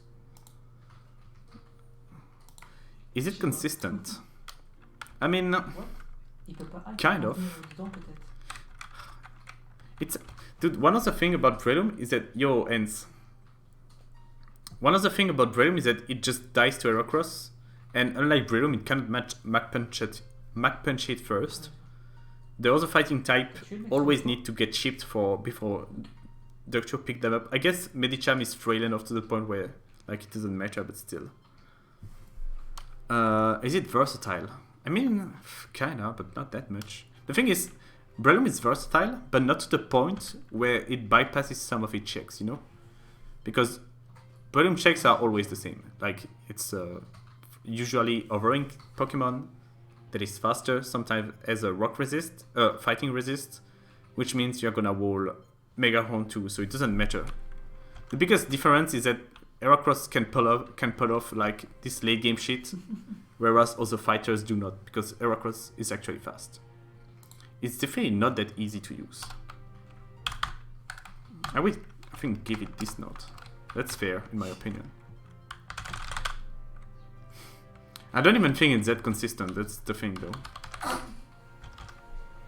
Especially with Mance being more popular than ever, I feel like Mance is being used more than ever, which sucks for Heracross so much. I do like one thing about Heracross, it's a like good finisher on those teams with UD Kun, the Subbrain Dance set. because Suicune is this Suicune set is actually pretty good at resetting the weather. And yeah, that's it. So we got Undum next. Man. Undum.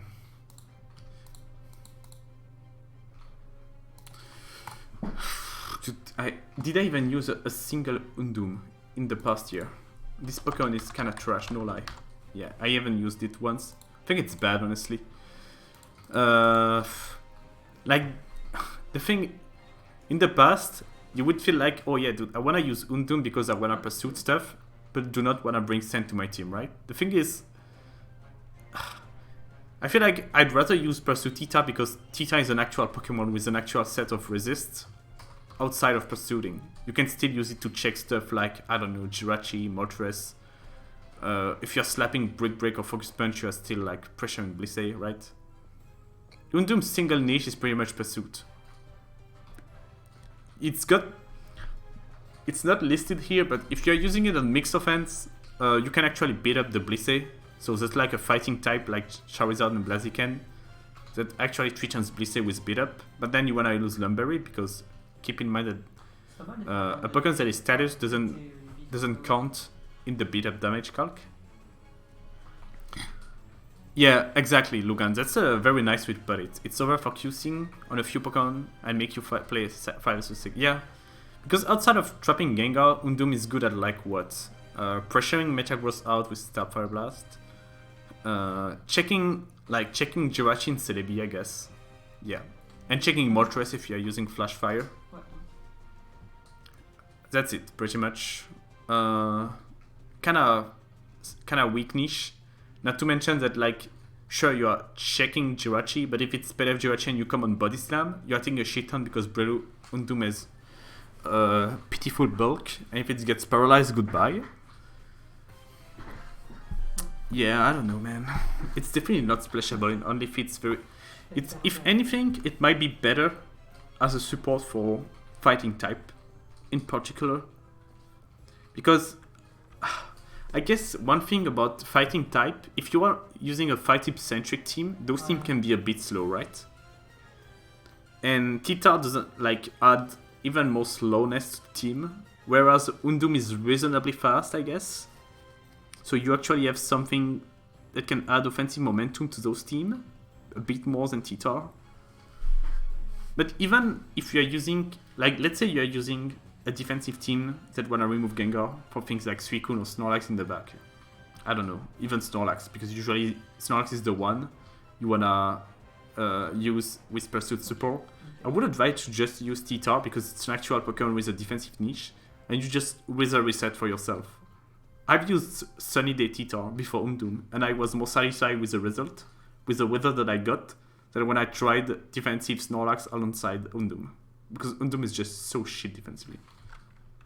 So basically, is it versatile? No. I mean, no, not really. Is it consistent? No. Is it splashable? Definitely not. Is it easy to use? No. There we go. Undum is kinda shit. Let's face it. What note did I give it last time? I'm curious.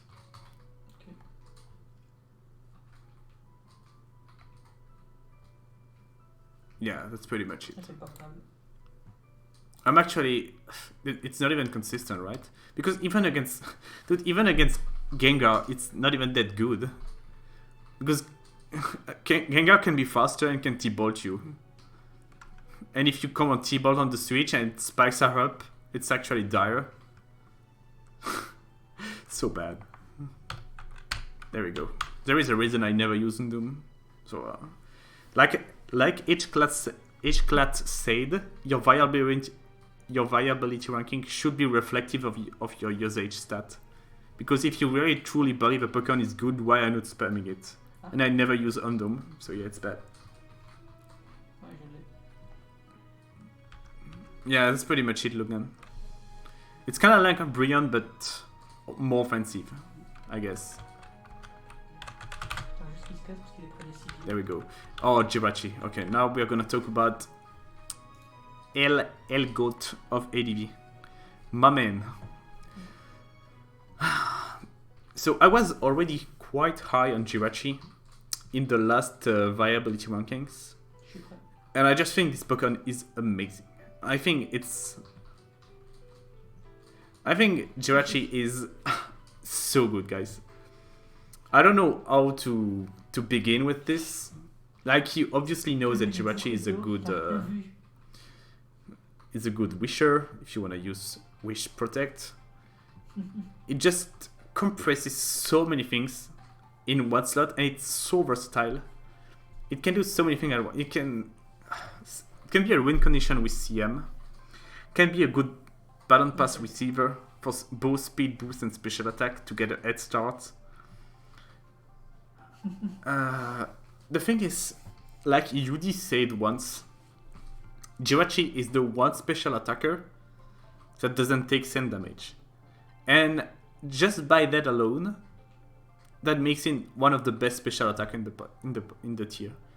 If anything, it's the one special booster, at least, the one Calm Minder, that doesn't take sand damage. And that's so big, because healing while you're setting up makes all the difference in the world. It makes all the difference in the world when you're using a setuper. Because every setuper pretty much is dealt by giving it chip damage and sometimes offensively checking it, or even defensively, because you need to put it in range of something like on another defensive Pokemon. But that doesn't work against Jirachi. It's healing while it's setting up. And that's only for the setup sweeper. Because which variants of Jirachi are so good because they actually make offensive progress, unlike Blissey. That's the biggest problem with Blissey, right? It doesn't. Sometimes it just struggles to make offensive progress, or it needs spikes to do so. Jirachi doesn't, because Jirachi has such an insane arsenal of offensive move, and with Serene Grace, it's throwing status around with like Thunder, T-Ball, Ice Punch, Fire Punch, Body Slam, while healing. Keep in mind, while healing with leftovers. And that allows it to pass Wish so easily. And it's got such a good defensive typing. Rock Resist, Rock Resist that heals in sand is like a big one, or obviously. But the fact that it has no weakness outside of fire and ground makes it like you can be a second check to think like electric types, water types too, with Toxic.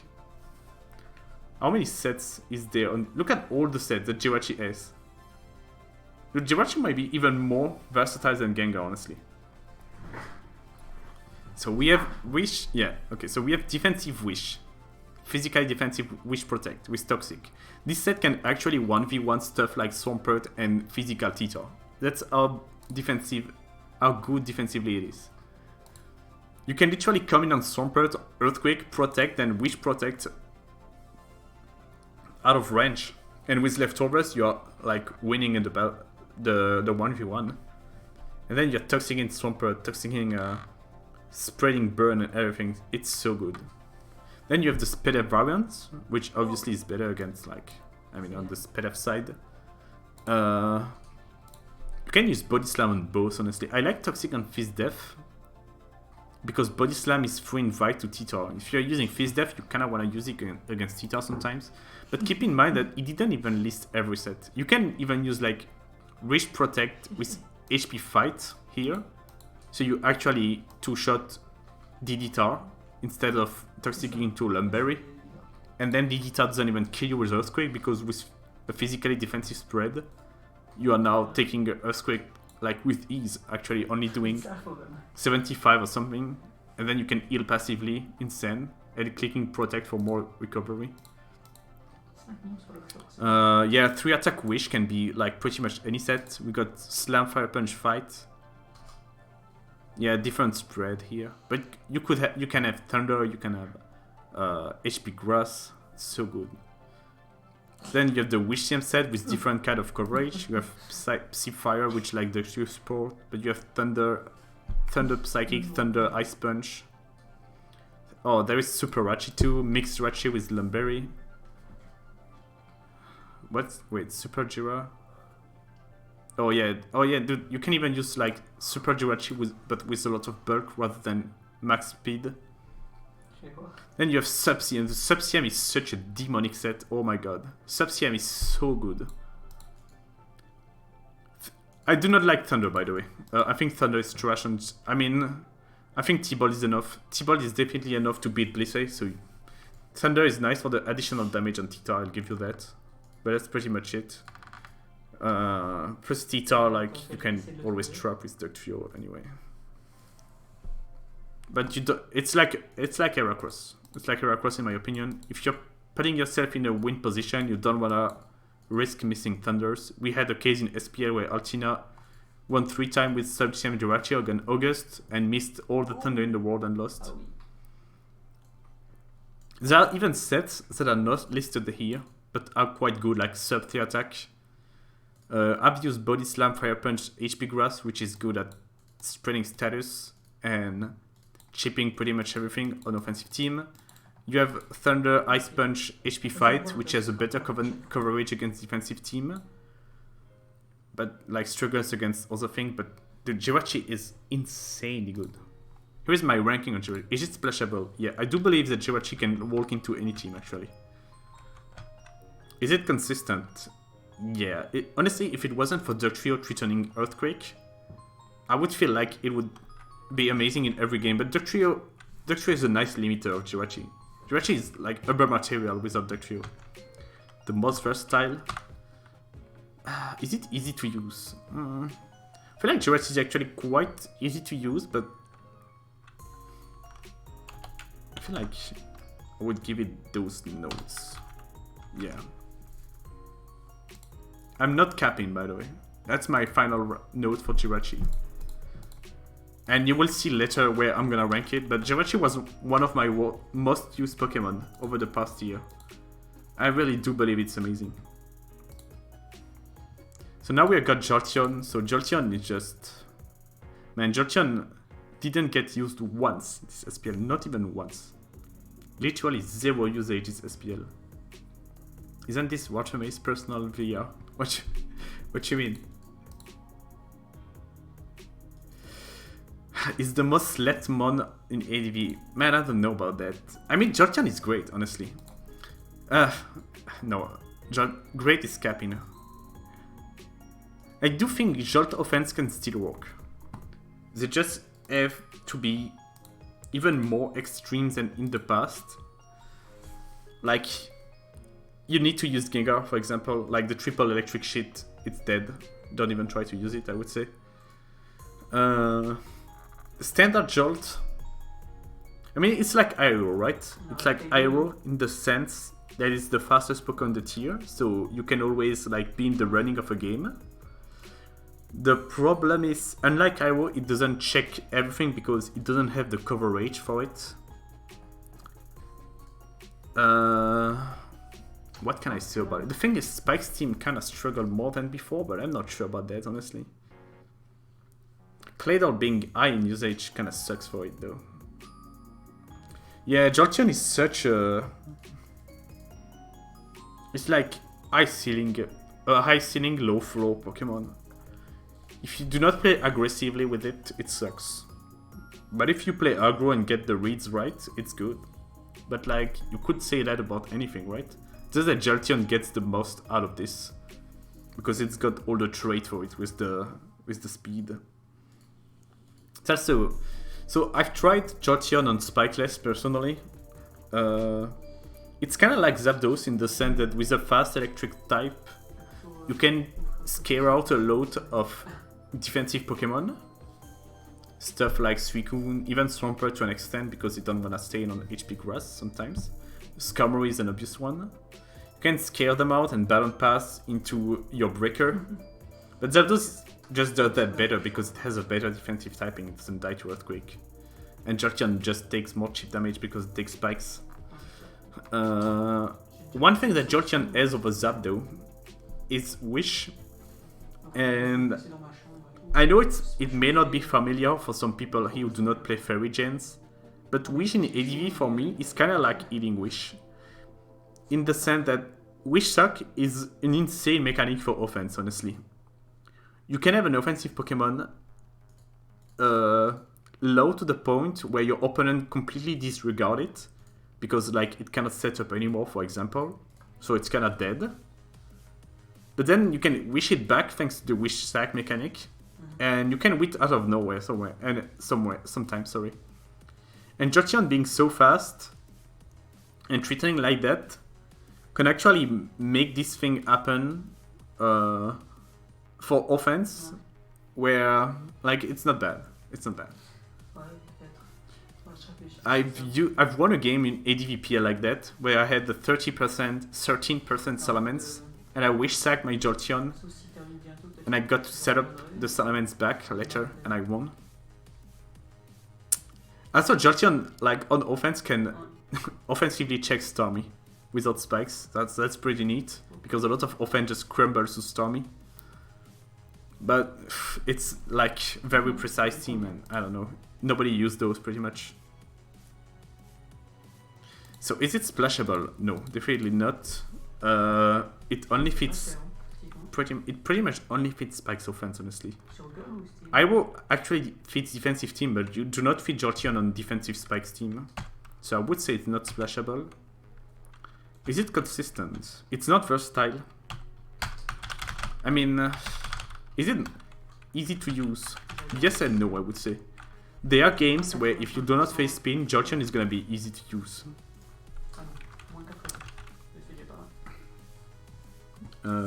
What did I give it last time? What ranks did I give it? 1-3, 1-3? Yeah. I kinda wanna put it one of those three back to 2. I don't know. Is it consistent? I mean, Kurtz still make it work, but if you are all in on spikes, honestly, it's kind of fine. Because a lot of people think they can splash Claydon on the team and things are fine with spikes, but it doesn't work like this. The problem of Jolteon team is that by using Jolteon and often using Gengar, they kind of lack the wall breaking slot that other spikes team use. So they cannot abuse the rapid spin Claydol as much as they would want to. I'm getting into RBYOU, but streams like this make me want to get into ADV as well. Dude, this tier is really good and active too. It's like so much resources out there to get better. Yeah, but Ton Gengar, like... Ton Gengar is worse against Pursuit, Tita and Claydol, that's the thing. That's the problem. I don't think Ton Gengar by itself will abuse spin turn like something... I don't know, like Mixed Tita or Metagross. But you can fit Metagross on Jolteons, I guess. I do think it's not hard to use. For sure, because you got fast button pass. And just being faster and returning kills is neat in itself. The thing is, you need to play it perfectly. Yeah, we'll go with that. We'll go with that, actually. I'm thinking of a different tech to use. Asta made a team with like spikeless Jolt. And he had both Jolt and Zapdos as a... What word would I use? A momentum starter, if that makes sense. It's like an offensive ramp for your opponent for you to get started. Does that make sense? It's because of the fast and threatening aspect of the Pokemon, you can button pass on your breaker easily. And getting your breaker in for free is one of the best way to like make good progress with offense. I think that makes sense.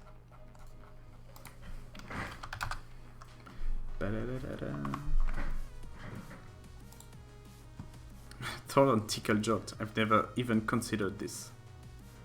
So Jumpluff is absolute trash in my opinion. Like, I know Linear actually won a few games, 1 or 2 at least, in Kalos Cup with it. I do not think it's a good Pokemon, honestly. Obviously, it's like very unique. The fastest anchor in the game is... No, actually not the fastest, but fast anchor and sleep. Pretty neat. Kind of think it's cheese.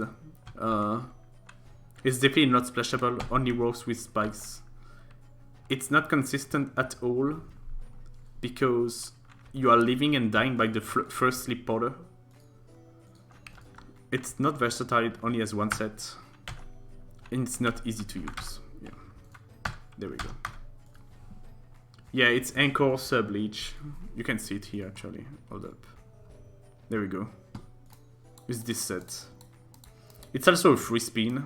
If you send, I mean, no, not with sleep powder, but like, if you sack something to sleep, you can send Claydol or Stormin. You got a free spin on this, even if it tries to Leech Seed.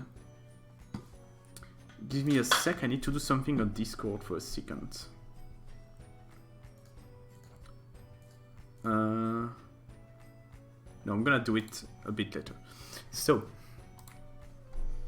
next we got Jinx. So, I've actually started using Jinx myself. And I think it's quite good, honestly. Offensively, this Pokemon is really good. The fast sleep, the Ice Beam pressure, the partnership with Dugtrio, man. It's such, like, Jinx Dugtrio is amazing, honestly. You know, I've been trying this Raikou shit, the Raikou lead stuff, into Dugtrio, but I think Jinx is better than Raikou in pretty much every way. Besides being slower than Mance, honestly. But the thing is, you can actually EV to tank Fire Blast from Timid Mance, so you can stand against Mance and just Ice Beam it. You only lose out to CB Jolly lead, I guess. But it's not common at all. Against everything else, you do not even have to click Lovely Kiss. You can Ice Beam T-Tar into Doug. You can HP Fire Metagross into Doug. You can even eye-roll if you want by trying to set up as they go Blissey. You have Taunt if you want. It's not a good offensive lead, honestly. For hyper offense, it's kinda neat.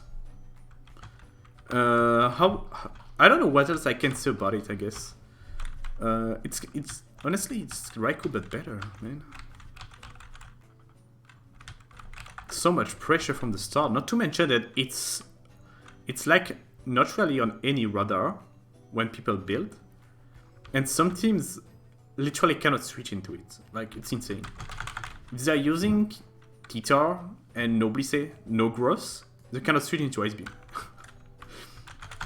If they, and the fact that Zapdos is like the most popular lead alongside T-Tar, so in half the game you have an insane advantage from turn 1 because sleep is broken. Yeah. It's very specific at what it does, but it does it really well, pretty much. That's how I would say it. So, because think about it. If you're using Jinx Doug, you're pretty much trading like Jinx for T-Tar, right? The thing is, a T-Tar team, when they put T-Tar on the team, it had a purpose defensively, most often. But Jinx has no purpose defensively. So it's usually a good trade for you because you're using offense. So you opened a way to win the game already. That's one way to use Spikeless Gengar too. Jinx it to Doug, remove T-Tar, then Gengar is free to wreak havoc. Yeah. The fact that it has such an amazing matchup against Zapdos is a big one. Is a big advantage. Kinda sucks against Jirachi though. Like, Raikou can at least T-ball Jirachi. You can even run sub-CM with bulk if you want to actually pressure Spade of Jirachi builds. But yeah, it's not bad. That's what I'm trying to say. So is it splashable? It only fits like hyper offense in my opinion. Or offense, that is. I haven't really tried like Jinx spikes. I know Cowboy Dan did, but I haven't tried it and I'm not really sold on the idea, honestly. Is it consistent? It's actually... If you use it with Doug, it's consistent. That's the thing. Is it versatile? The Jinx actually has a crazy good moveset. It's got Taunt, Perish Song with Doug. Actually opens so many things. Even fake tiers if you want. CM, Psychic, HP Fire. Huh. So I think Jinx is actually easy to use. You're in the lead slot, you kind of click mindlessly between Lovely Kiss, CM, Sub, sometimes Ice Beam, whatever your game plan is when you build a team. I do think it's not hard to use, so I will give it a 4. No, 4 is a bit too much, I feel. Because it's really only good as a lead, right? Back Jinx is kind of, it's pretty meh. And it's not really switching on anything ever. So we'll give it a 3, let's be real. But the thing is, if you only use it as a lead, it's not a problem, right? It's not a problem to use. Is it splashable? I don't know. I haven't explored that many teams. I haven't explored that many Jinx teams, that's the thing. So I can't say it's splashable. I do think that you have like two kind of offense with it. You can go CM spam with Jinx lead, which is good at removing one check of many CMers. You can use it on just generic offense. Is it consistent? Yeah, it's actually consistent at what it does in the lead slot. Is it versatile? It's low-key versatile. Is it splashable? No. Honestly, it's not splashable in my opinion. Maybe someone like HClat would tell you that it's splashable because you can build different kind of offense with it. But maybe it's just me having to explore more. The thing is, I think some offense with Jinx are kind of too ballsy for my taste. Like the kind of thing where you use Jinx, Snorlax, Suicune, Doug. Those teams have like no switching to anything. Yeah, those teams have no switching to anything, so sometimes you are kind of living and dying by the momentum.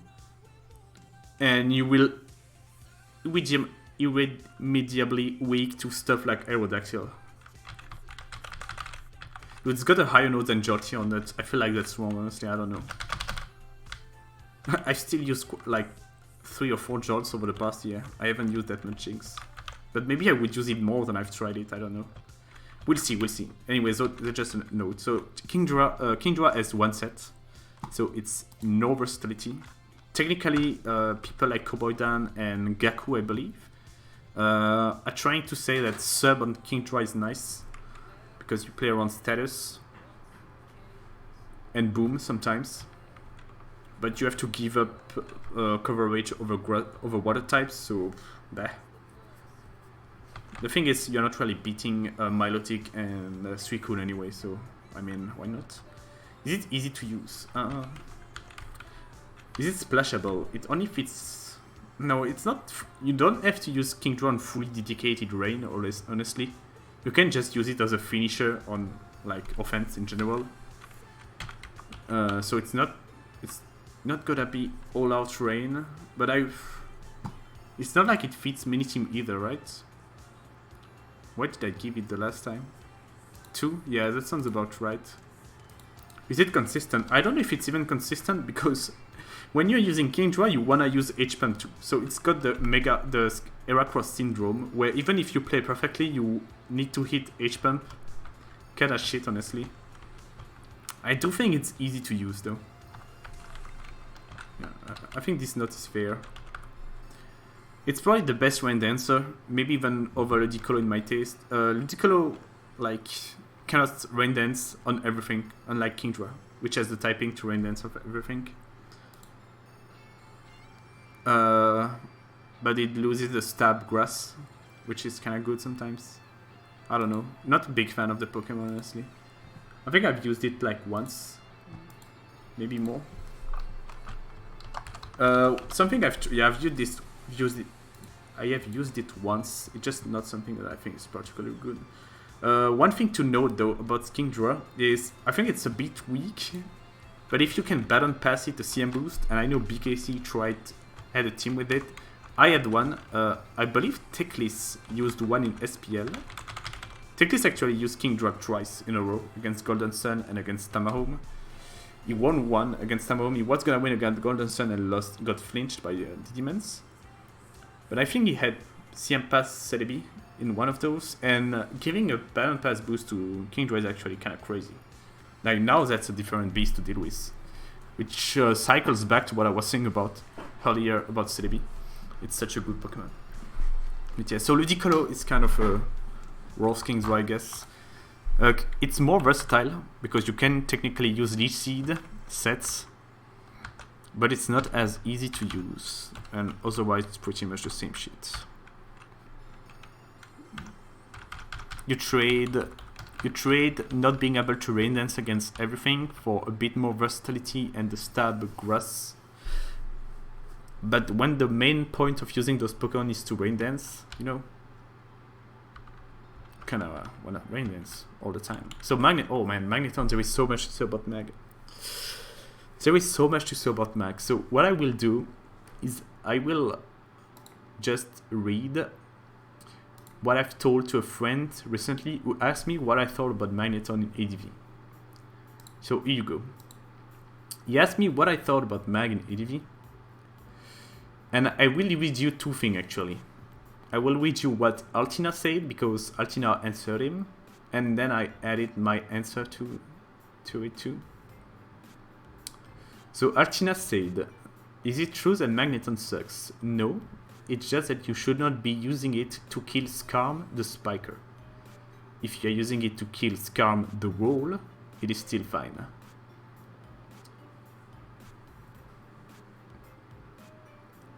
I get what he's saying too. I prefer Magneton to remove Skarm as a wall to open yourself offensively than rather to use Skarm to control the Spikes game.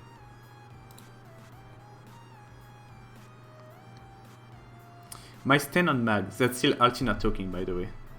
My stand on Mag is always use it if you need to kill Skarm the Wall. Claydol is better at dealing with Skarm the Spiker.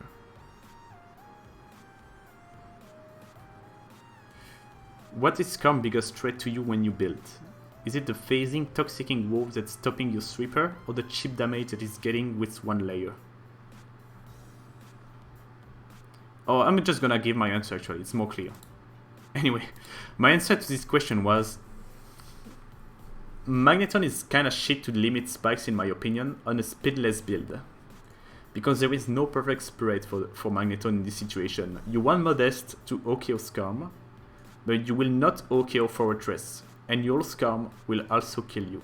Because if you're using HP Fire for Fortress, you're always slower than Skarm, and your Skarm can always speed and kill. If you are trying to use Mag plus Spin, then you're wasting 2 slots of your team.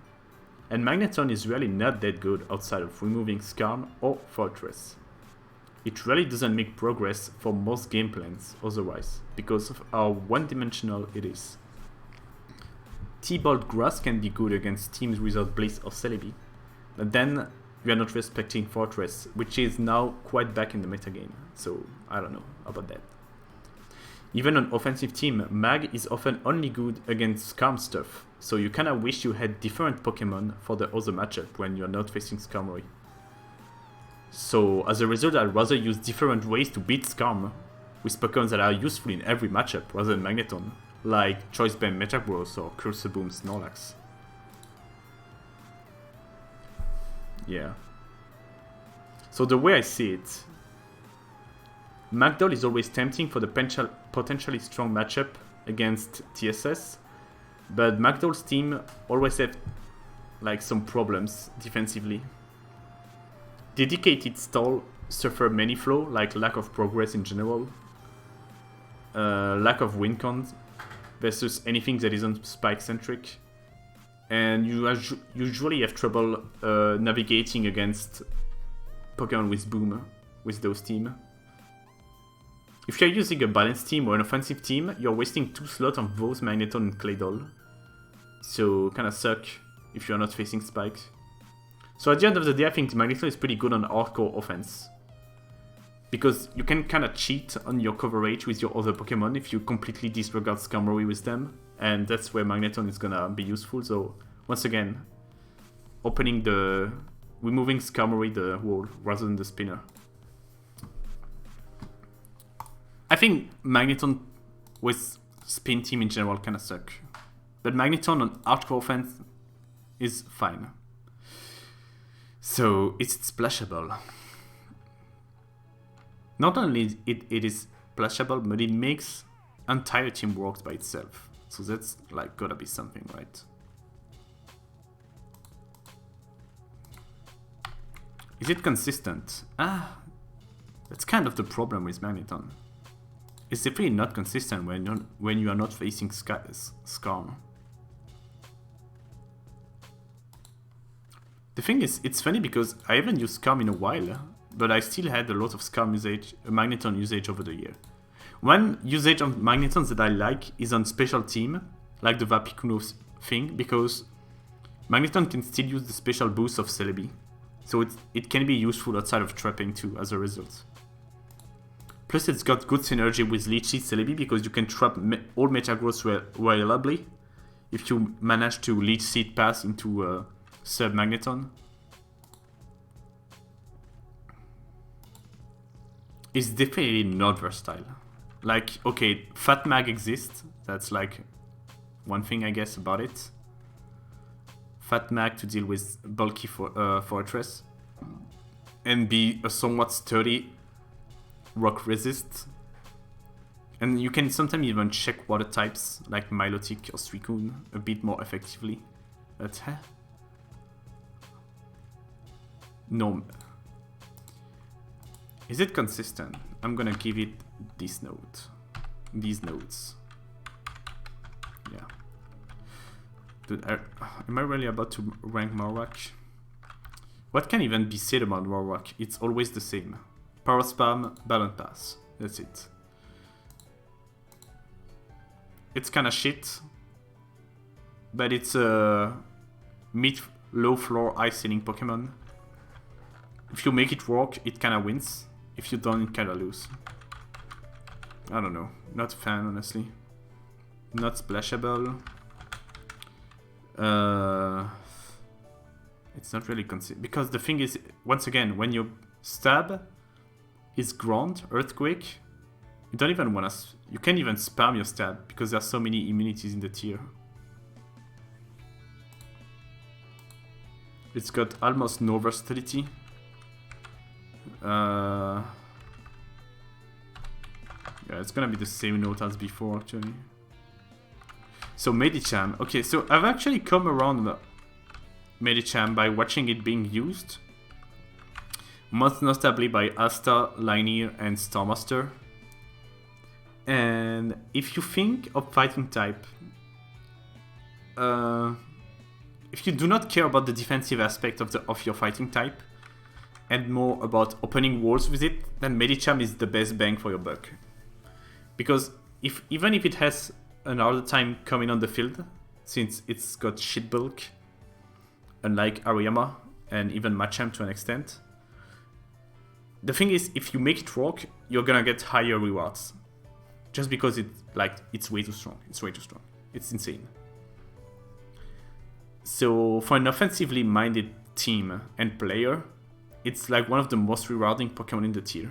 And that alone makes it quite worth it in my opinion.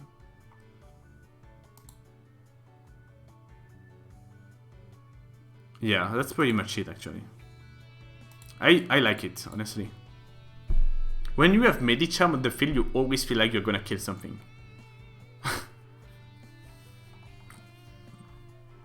Yeah, it's crazy, it's crazy.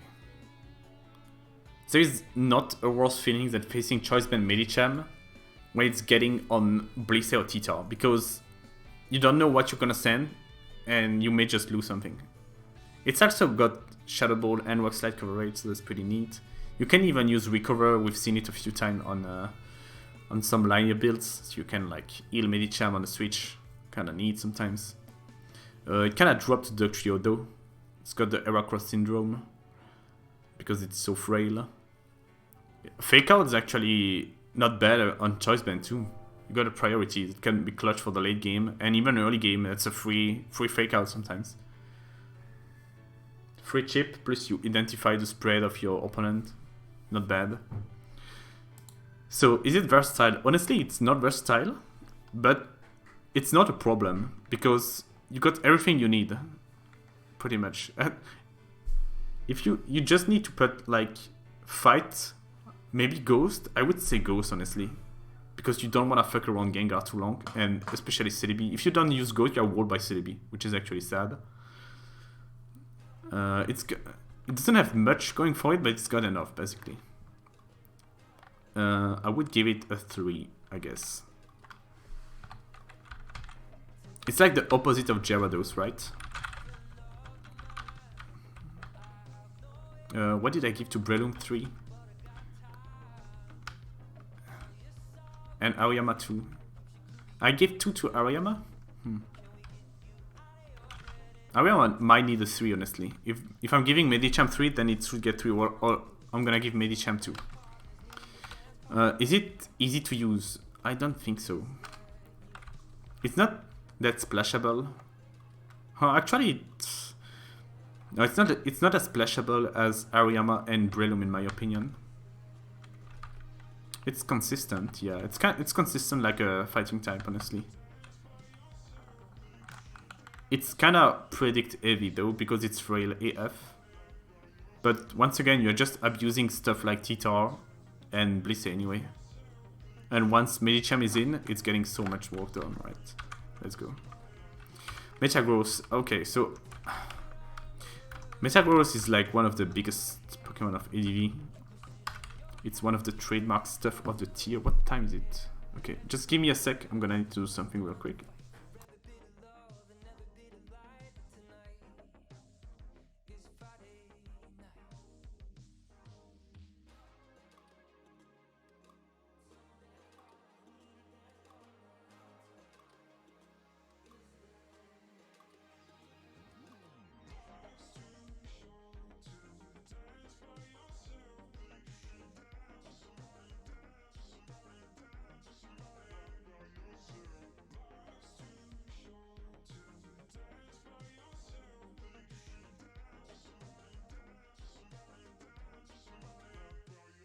I'll be back in a second. Just 1 more minute.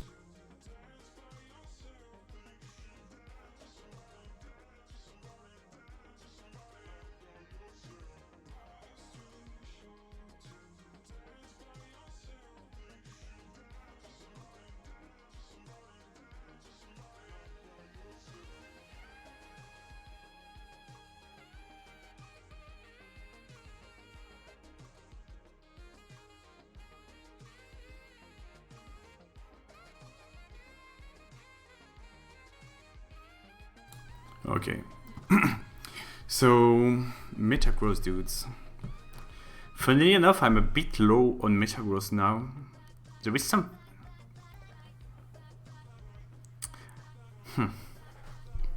How would I...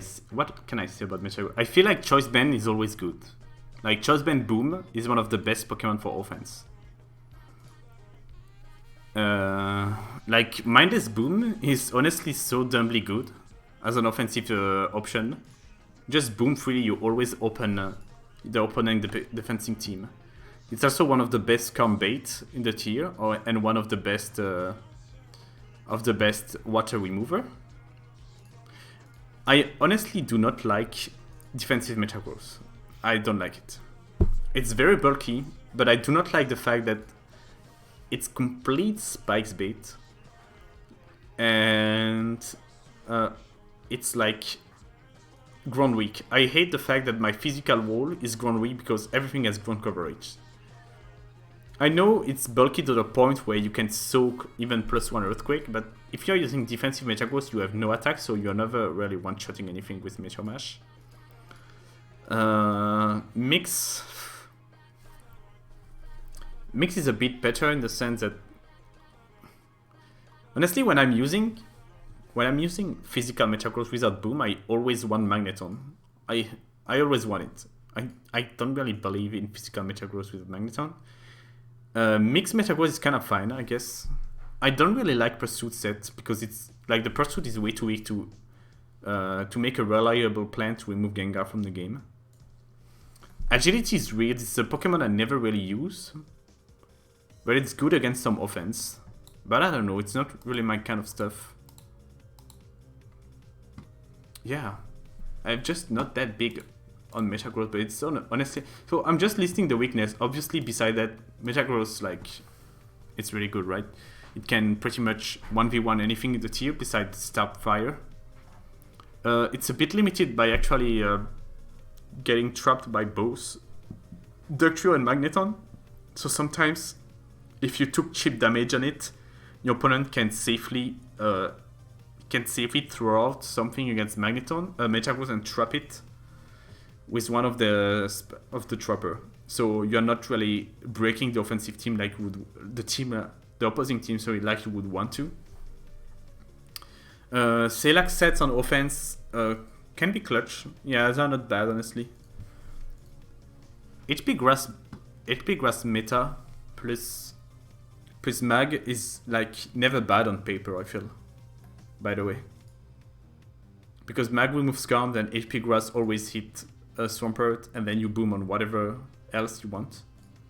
Even if you do not get Swampert, you are still, if you got to HP Grass it once, it's down to like 55, 60, that's not awful.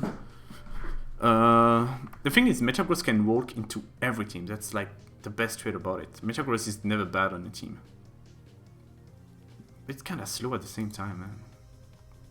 It's splashable for sure. I would give it a 4 inconsistent. If you're not wasting time with Boom, it's definitely super consistent, but the fact that it can be trapped before you want to boom on your desired Pokemon sucks for it. It's very versatile, but not to the point. It's not Jirachi versatile, but it's quite versatile. Is it easy to use? I'm gonna give it a 4. Yeah, that's fine by me. It doesn't really boost. I mean, it boosts attack with Meteor Mash sometimes, but you know, I feel like if your main way to use Metagross is to fish with Meteor Mash, like that's one of the reasons sometimes you want to use Metagross over Swampert as a Rock Resist, because it's got a bit more of a oomph offensively.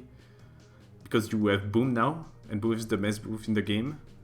But then your Rock Resist is weak to ground, which sucks. So you always feel a bit weaker to stuff like Aerodactyl and Tita, in my opinion.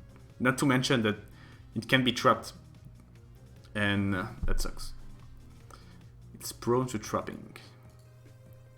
Milotic, honestly, I've used quite a bit I've used quite a bit of Milotic, but it's so one-dimensional. It also always have to recover. It's hard to make progress in Milotic, honestly. You're either playing a Stall War, where you actually have to watch out for your Toxic PP, because they deplete fast against Blissey builds. Against offense, you're always recovering, because you're always one crit away from being useless, against the like of Mixments or Moltres. And like Milotic mandates spin pretty much. Like Milotic without spin kinda sucks.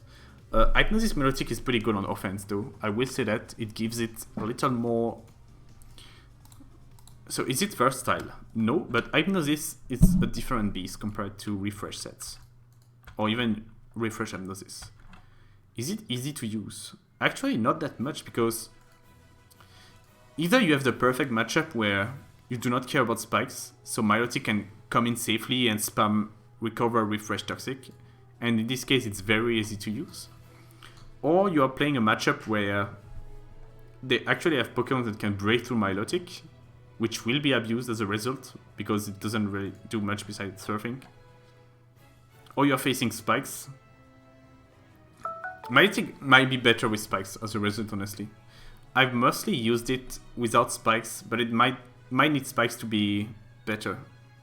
To actually like weaken switch in and force stuff to recover, so you can abuse them.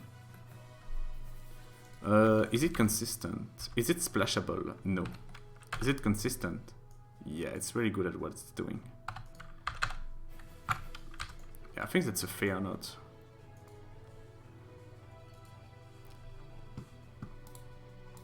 But I've used it quite a bit actually. Now that I'm looking, when I'm looking at Master, I've used it as even a bit more than Skarmory. What note did I give it last year? I gave it a 4 in consistency and 5 on maintenance. Yeah, I mean, realistically, it's got a 4 on maintenance, I guess. It's very easy to use, honestly. We are talking about the fact that like you're using it with the appropriate support, so you are like spinning if you're using Milotic. And as a result, it will be very easy to use because it cannot be abused like Swampert or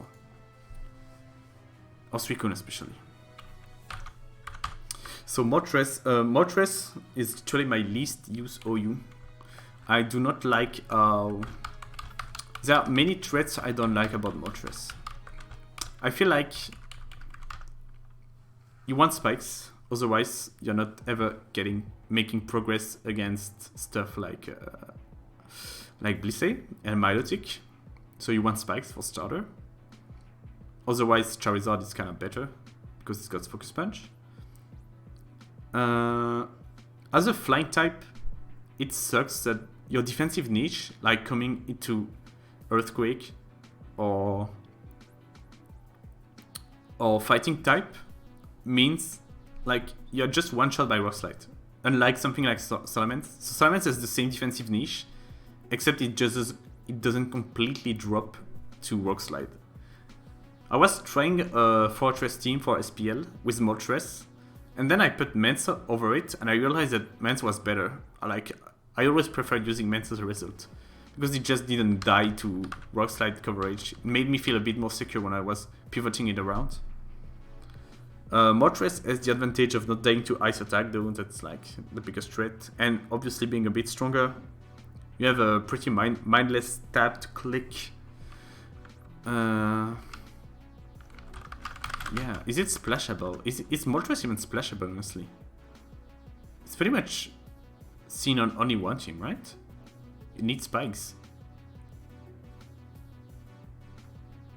I really am not a fan of Moltres, honestly.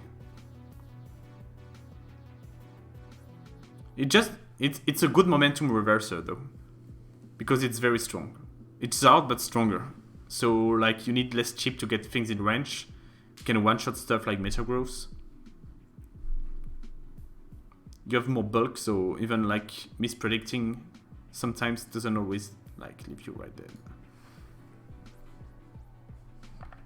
2, consistency. Does it job every game? I mean, you're mostly expecting it to click the Fire Stab, so I guess. Maintenance, it's actually easy to use, I would say, more than Charizard, but it's really not versatile, right? It's really not versatile. You have the Weather Reset set that Osgood and Ains use in SPL. But that set only fits like very specific team with like Wincon, Suicune and Snorlax. Not a big fan of those, honestly.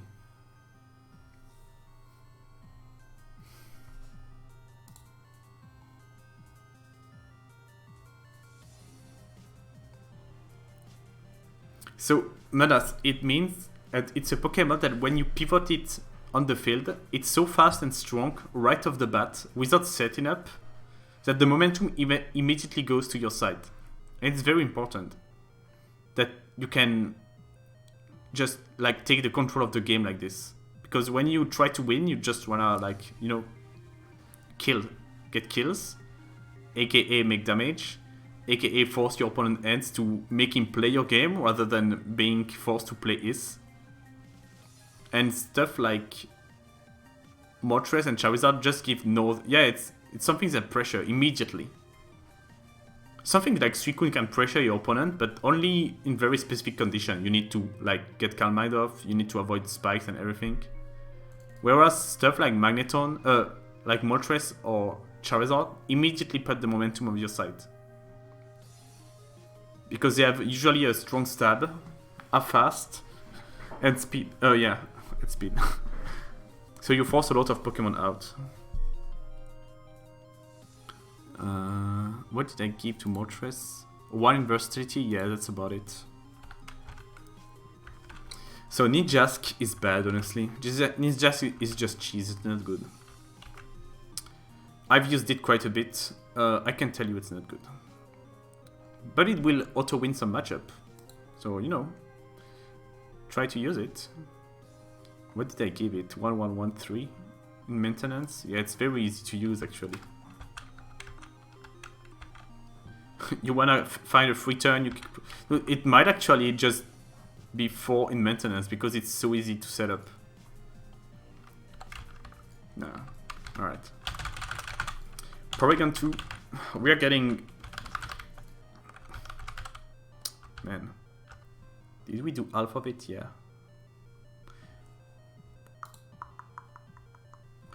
Do I want to take a break? Or do I want to keep going at this point?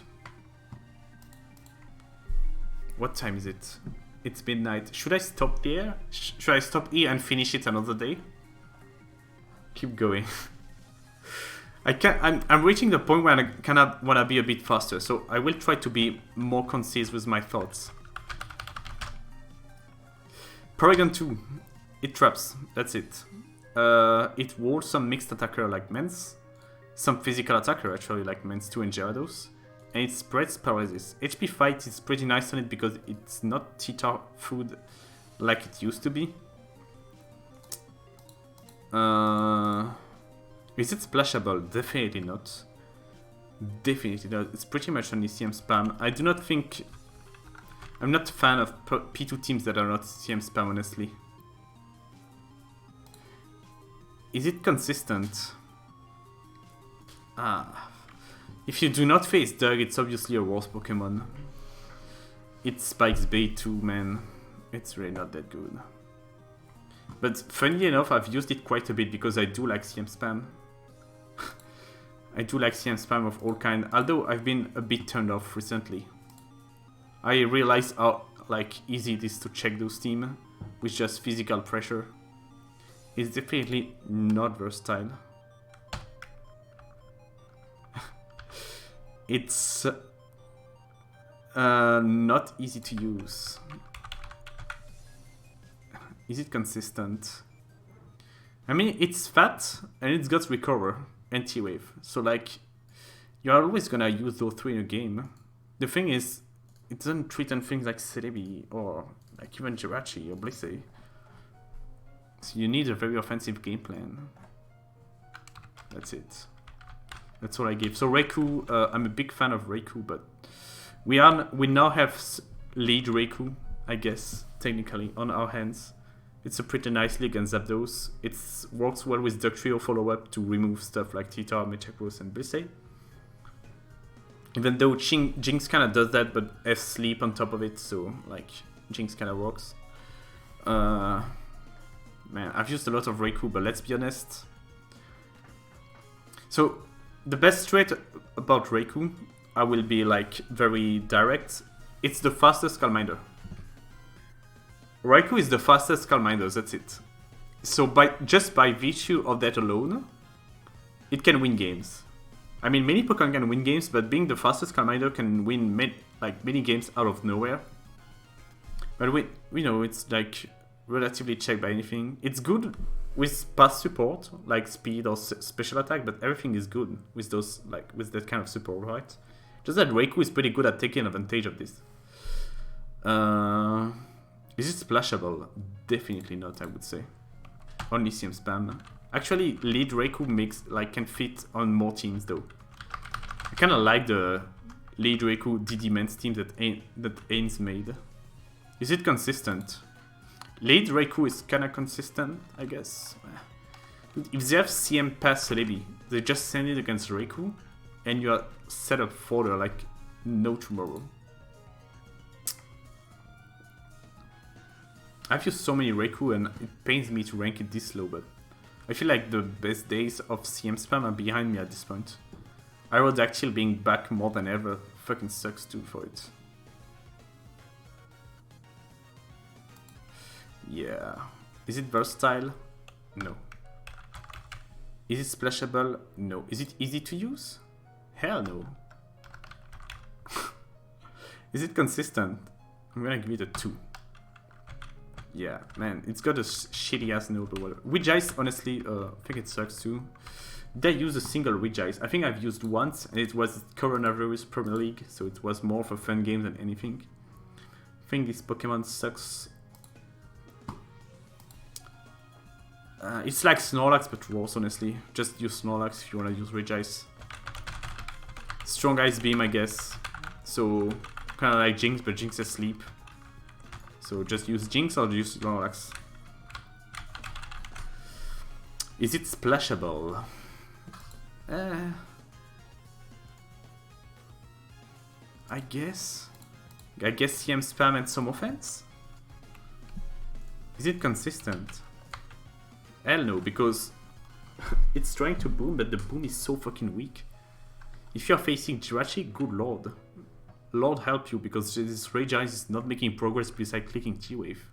Just use different Pokemon, man. Did we see a single Rage Ice this SPL? I mean, even if we did, that's like just Dante. Dante wasn't playing. I feel like UD uses Rage Ice for the sake of saying I love Rage Ice, rather than Rage Ice being good. Even in Carlos Cup, when Rage Ice was used, it was M-Dragon and UD, of course. And M-Dragon crit with it to make progress, and UD crit or froze with it, otherwise it was just getting walled all day too.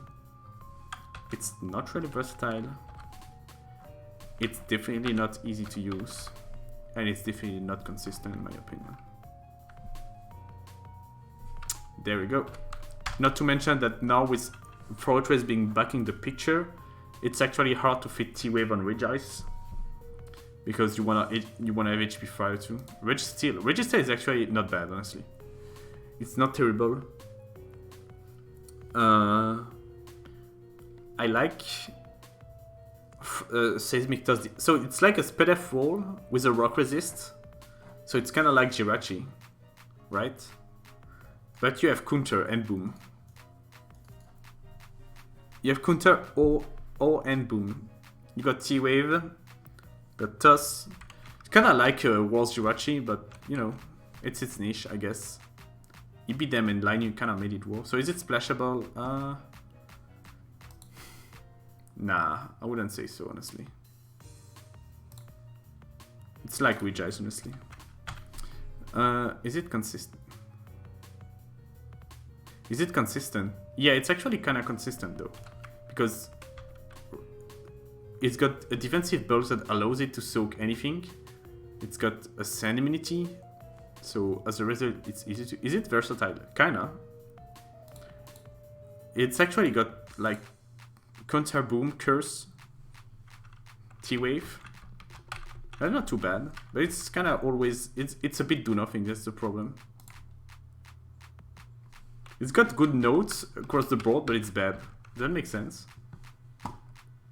Just use Jirachi. Usually. Am I being too... I think I'm being too nice. Whatever. Salamence. Oh man, Salamence. Salamence is so good, guys. Salamence is so good. Salamence is like... so good. What can I say about Salamence? So... DD is okay, but it's not that good. It's not what makes it good. Choice Band is fine. Not my favorite set, honestly. I think it's kind of not that good without... It aids... It doesn't have like a lot of raw power because HP flying is that strong. It also aids HP flying into Theta and getting pursued. Magneton helps a lot, obviously, against scam teams. It's fast though. It's got nice coverage. It's kind of like... I feel like whenever I wanna use CB Mans nowadays, I would rather use Aero. But Salamence helps defensively. The problem is without leftovers, it's like it gets worn down so easily. But it's got good synergy with Wish Jirachi and Wish Blissey. Now though, Mixmans, guys. Mixmans. I've started using more Mixmans. And I think it's one of the best Pokemon in the tier because it's got the threat of Moltres and Charizard that I was explaining earlier and Zapdos later. It's momentum reverser, so when it's on the field, It's fast and strong and got insane coverage. So you're threatening a lot of stuff out.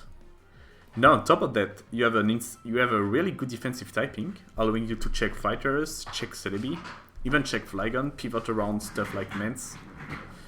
You've got sick coverage, and on top of that whole, Salamence has access to two of the best tech move in ADV, in my opinion. You have Roar, so Roar Mixman, so with spikes has like no counter besides Speed F Zapdos. And if you want, you can even use Rock Slide for Speed F Zapdos. And you have Wish, dude. And Wish is so fucking good on Salamence because it threatens so many things out that you can Wish on those switch outs. And you heal your offensive team, like you heal your Metagross and Snorlax. There is an example of this with Starmaster against Markup in the final of SPL. Wish Mixmans is so good for offense. It's like the healing Wish thing that I was talking about earlier with Jolteon. Giving a second life to something that got low, like Snorlax, because Snorlax is like the kind of Pokemon that often has to trade and become useless after the trade, but Wishmans can bring it back up. Man, it's so good. So is it splashable? Yeah, I actually think Mance is quite splashable nowadays. Even on defensive team, it feels a wish. It feels the fighting check support. So we got Mixmans Classic. Another Mixmans Classic, but this time Asti. Oh, by the way, I'm not a fan of Mixmans without like 4 attacks. If you use 4 attacks without spikes, I think it's bad. Because you're just like complete Milotic and Blissey food and you do not make any progress. I guess if you're using no T-Mans, now you are like your Brick Break can actually 2KO Blissey, so that's one tech. If you're using Mixmans without spikes, I would advise just use Wish in the last slot, so now you can break more with the Mixmans partner, if that makes sense. Because you're gonna give them longevity. If you're using Wishmans on spikes, you can keep HP Grass, but you could also use Roar, like I just said. Yeah, we have a Mixed PDF. I don't know about that one. Choice Band, Jolly and Adamant, both good. DD, yeah, bulky and max speed. Yeah, there is no mention of Roar here or Wish, but use those. Amazing. Splashability. Is it splashable? Hell yeah. Is it consistent? I will give it a 4 because it's not the most easy Pokemon to use because Mixmans is kind of like lacking in raw power. That's the one thing. So there are a lot of Pokemon that can afford to pivot around it without dying immediately. So yeah, it's versatile. Yeah, dude, it can even set up. Insane versatility. Is it maintenance EV? Yeah, because it's kind of prediction reliant, honestly. I feel like I've been a bit too generous though on splashability. It doesn't. Nah, it actually works into so many teams. It's crazy, man.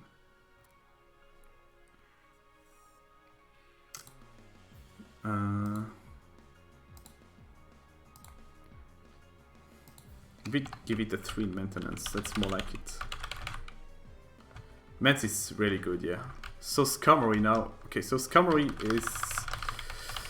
So people who watch, who try to study my games know that I'm low on Skarmory and Gengar usage. I'm not a fan of Skarm, honestly. I feel like it's. I feel like it does kind of nothing besides spiking, you know? Like Fortress, which is Boom.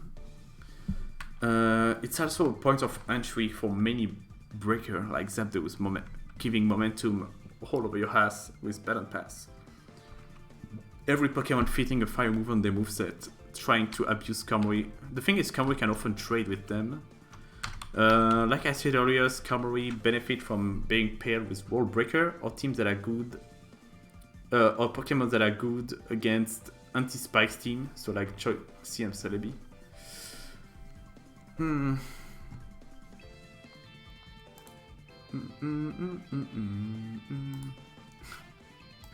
feel like I need a break. Okay, what else can I say about Skarm? Is it splashable? Hell yeah, dude, you can make any team around. I feel like my Skarmory team has. Every time I use it, I don't like it. Every time you are using a Skarmory moveset, you have to pick like a super annoying poison to deal with. If you do not have Protect, Skarmory is harder to keep healthy. If you do not have Toxic, you are not like actively weakening stuff like Titar. If you do not have Drill Peck, people Focus Punch all over your ass. And then if you do not have Whirlwind or Taunt, you can be spiked on too. Man. But Skarmory obviously like allows so many things to be better with Spike, and it's the easiest spiker to use. Because it's the most durable one without proper support.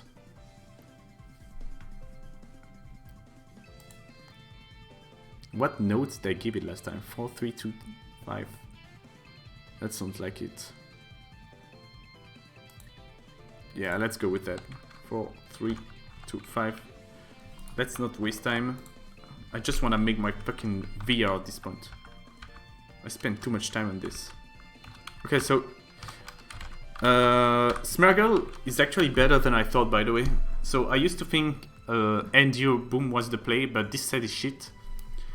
Endure Boom kind of whack, honestly, because when stuff wake up, when Pokemon wake up, they kill you. So like you didn't get the sleep that you wanted to do. You only got spikes, but the spikes isn't always worth it, especially with spin being so common now in the metagame. But Sub Smeargle is a different piece, because if you spore something, now you can sub freely as they switch out, so it's always a spike that you get out. If they do try to stay in, you are protected behind the sub now, so your Skarmory isn't gonna die. Your Smeargle isn't gonna die. It's actually very good for hyper offense, honestly. Obviously, it only fits very hyper offensive team. That's the thing. But if you use sub, spikes, spore, and one of Endeavor, Memento, or Boom, Endeavor like is good because you get more damage out of it, because Explosion does shit and Memento too. But Memento and Explosion are better to prevent spin and to make to give you an offensive follow up. Whereas Endeavor like keeps Smeargle alive, which can kind of suck in some situation. So yep, is it splashable? No, it's like Jinx, it's not splashable. Is it consistent? It's not as consistent as Jinx because it's too slow. And if you face like random Lumberry, it sucks. There is no Duck follow up to make it as consistent as Jinx, in my opinion. So that's a 2. Is it versatile? Hell yeah, dude, Smeargle. Although nowadays without the threat and baton pass, it's definitely not near as versatile as it used to be. It's pretty much only got one set, honestly. Like, every other set is kind of doo-doo. Is it easy to use? Actually, yeah, it's easy to use. Snorlax. Okay, so Snorlax, Curse Snorlax honestly kind of sucks. Cursoress Lax needs so much support to work. Even with the proper support, you are still risking dying to crits, because there is like literally no avoiding getting crit with Snorlax. Obviously, a good Snorlax player and a good Snorlax team will play and build in such a way that you try to avoid that, but it's hard to avoid anyway. Needs a lot of support. Always have coverage problem, because return EQ is the best in my opinion. But even return EQ kinda has to dodge flinch from Titar and avoid, like, you can 1v1 Metagross, but if Metagross boom, you kinda lose Snorlax sometimes. One problem too with those kind of team is that Snorlax, when it has a lot of support, is the only way of making offensive progress. So if your opponent has a way to remove or completely handle Snorlax, you're kinda stuck offensively whatsoever, even if you are not losing defensively, you are not making any progress whatsoever. Just one problem. Something I like though on those teams is using a Wisher, because if you actually soak a boom with Snorlax against like Metagross, so you curse, they come in, you can Earthquake it down, and they decide to boom and you stay in with Snorlax, even if your Snorlax is at 10%, you can actually Wish Sack back it to life later, and that's sometimes all you need to win. So something to keep in mind for Crystalax team. Offensive lags, on the other hand, it's kind of bad and good at the same time. The problem is with offensive lags is that it's so slow and so weak to status and spikes and sand that you pretty much only have 1 or 2 shots to make something good with it. The problem is Snorlax once again always has to deal with coverage problem because it's walled by one of T-Tar Metagross Gengar always, not to mention Skarm being in the picture. So yep, you do not always have the time to like make the good trade with it. Though my honest opinion, guys, is use Curse, Earthquake, Shadow Ball, Boom. Because if you only use Snorlax to trade 1-for-1, it's good. It's gonna do it every game, pretty much. I mean, unless you're facing Gengar. But if you're not facing Gengar, you're always trading 1-for-1 with Curse Boom. Usually it's a winning trade for you. Although you're using your special check, so you need to find a way to not lose to like stuff like Zapdos or Stormy with your other partners. It's kind of... like, Snorlax is funny because it's kind of seen as a SPL check, but it only checks stuff once, maybe twice. But if you're trying to do it more, you're gonna lose. So just go for it, you know. Get that curse off, treat on T-Tar and Metagross with Earthquake, and Boom on Skarm. Watch out for Gengar soaking the explosion, and there you go. It did its job. It's good to open the way offensively, honestly. There is, like, Snorlax Bell never does nothing in a game. The problem is, you need to find a team where Snorlax trading 1-for-1 is good for you. Which is kind of counterintuitive, because if you're using Snorlax, you kind of want the SPL niche. But yeah, find another way to make use of it. So, is it splashable? I do think Snorlax is actually very splashable. You can find it, you can splash it in all kind of teams. I do think it's actually very splashable. But mostly the offensive set. Is it consistent? If you only try to Curse a Boom early, yeah. Is it versatile? It's actually quite versatile. Because even Fire move are kinda good now. Since Fortress is back on the menu. And Fortress just, like, you can just curse on it for free all day. If you have Curse Earthquake, usually Fortress team 8 having to deal with that. Is it easy to use? Maintenance? Nope, that's the problem. It's easy to come on the field early game. That's it. Stormy. I don't like offensive Stormy, honestly. I don't know. Feel like it's good versus offense. I don't know. No, it's not bad. I actually dislike defensive Stormy too, man. That shit doesn't wall anything. Doesn't make any progress. Just click T-Wave. But it's so good at soaking Metagross Boom. It's so good at preventing Metagross from actually opening you. Because losing Stormy against a Metagross team is really good for the Stormy user. That's the thing. Not a big fan of this one though. Kinda low on Stormy, I don't know. Offensive me also lives and dies by pump, which sucks. You can spin, I guess. The problem is, once again, if you're trying to spin with Stormy against Skarm, at least you have T-Wave though. Unlike Claydol, you can actually T-Wave Skarm, so that's always good because T-Wave Skarm is less of a threat, whatever happens. Is it splashable? Where did I put it last time? Where is it? 3? Yeah, that's about it. I don't know. Yeah, it fits a lot of team, honestly. Even like offense, Stormy on offense is fine. Is it consistent? Yeah. Is it versatile? No. It like Stormy has so Stormy unlike other special attacker literally cannot do anything to Blissey whatsoever. It cannot roar, cannot like focus punch or anything. That's one of the biggest problem. At least stuff like Moltres, Mixmans, Suicune have roar with spikes. Stormy has nothing. But it's got spin for itself, so like, you know, it makes it more splashable. Is it easy to use? Nah, defensive Stormy usually cannot afford to just spin for free unless you are facing Drill Peck non-toxic Scar, I guess. And if there's Gengar in the back, it's not that free either. Whatever. That Pokemon is kind of overrated in my opinion.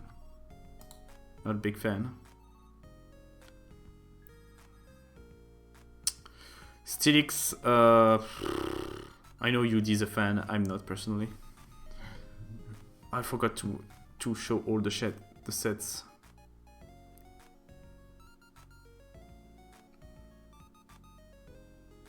Oh, there is still so many good Pokemon to talk about. Well, we've got like, if I spend too much time, I'm gonna spend 1 more hour on this, and I'm at a point where I kind of want to do something else. So I'm gonna rush it at this point. I'm sorry. Steelix, it's got Boom. It got such a low damage output though. I think it's kind of ass. Don't like it. Even though I've used it quite a bit. Meh. You kinda need Spin. You kinda need Mag. It's not versatile at all. There you go. Suicune. Okay, so I'm probably lower on Suicune than usual. I don't think the defensive set are that good, honestly. They are way too... honestly, don't like defensive set of Suicune anymore. Needs too much support. Max HP Tita leaves 2 EQ. Yeah, easily. Dude, Steelix has such dog shit attack, man. It doesn't even one-shot the Q. That's how bad it is. Unless you invest a lot. And Bulky Dog will tank anyway. So Suicune, defensive Suicune I don't like because you need too much support. The opponent teams see it coming from a mile away, so they always stay on their tiptoe about it. 8 spikes, 8 status. Once it's resting, it's pretty shit defensively because it's so abusable. There is 2 things that I like about Suicune though. I really like the sub-random set. I think it's like... It's needs so much less support, honestly. The fact that it can reset weather for itself, which will allow it to beat Blissey without the help of its teammate, while providing wizard reset for something like back Heracross. That's pretty sick, honestly.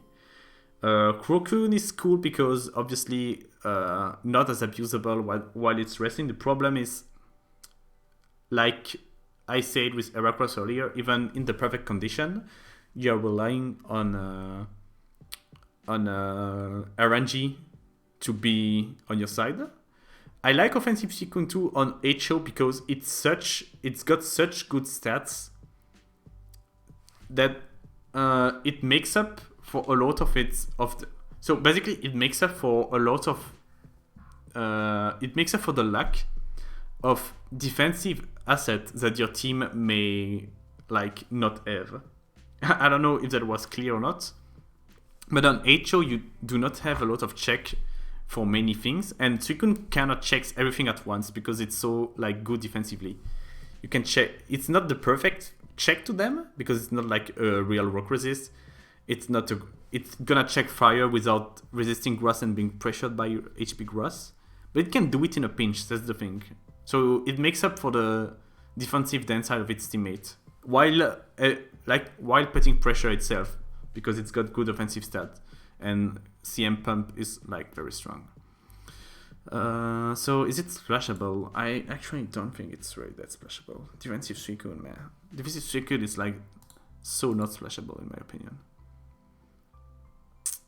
I'm gonna give it a 3. Honestly, it's really not splashable. What did I give it last time? I know it kind of shit stat. Yeah, I give it a 2, dude. I'm gonna give it a 2 actually. Is it consistent? Sort of? Is it versatile? Yeah, it's actually super versatile. And is it? No, it's actually hard to use. So it's got shit stat, I know, but you know, it's not gonna be the hand all behold.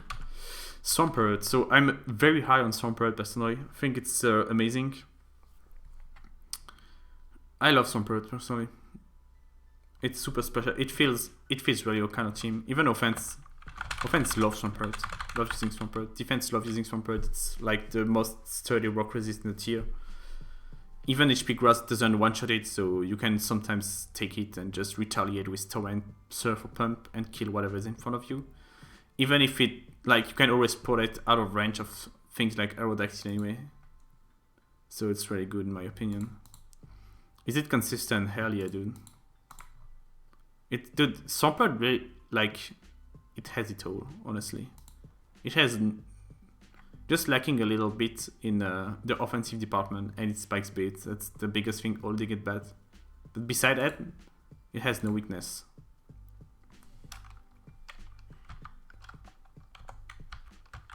One set that I love and I will make a post about is Protect, Focus Punch, Surf, Roar. It's so good on offensive spikes team. It's like a really good defensive glue, which face stuff around and to rack up spikes damage. Surf is good as mono coverage for whatever you wanted to do defensively, and Focus Punch will prevent bleeds from healing up on you, so your back Jolteon or Gengar can stay very threatening. It's so good, man. It's like offensive Purge, but good. Offensive Purge is bad, by the way, do not use.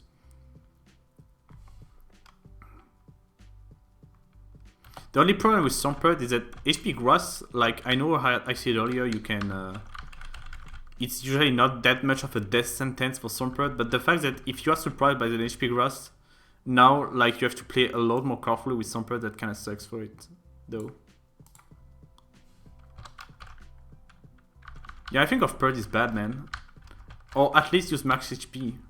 Because Off-Purge without defensive investment, especially without HP, just dies to everything. Shit is bad. So Tita is the king of the tier, honestly. It's not super splashable because there are teams that do not run Sand, so that's the only thing holding it back. But Sand is the name of the game. Like Sand defines ADV. You can bring Tita from a game, have it die turn 1, and Sand will still be good for you. It's trapped like the trio though, which sucks, and especially now that a lot of teams try to trap Tita early. So it's not always consistent technically because of that though. It's super versatile, one of the most versatile Pokemon ADV. I won't even like spend time showing all the sets it can run, but it's insane. It's crazy how this Pokemon has been the front runner of the tier for like 15 years, and nowadays it's still like very good in every game.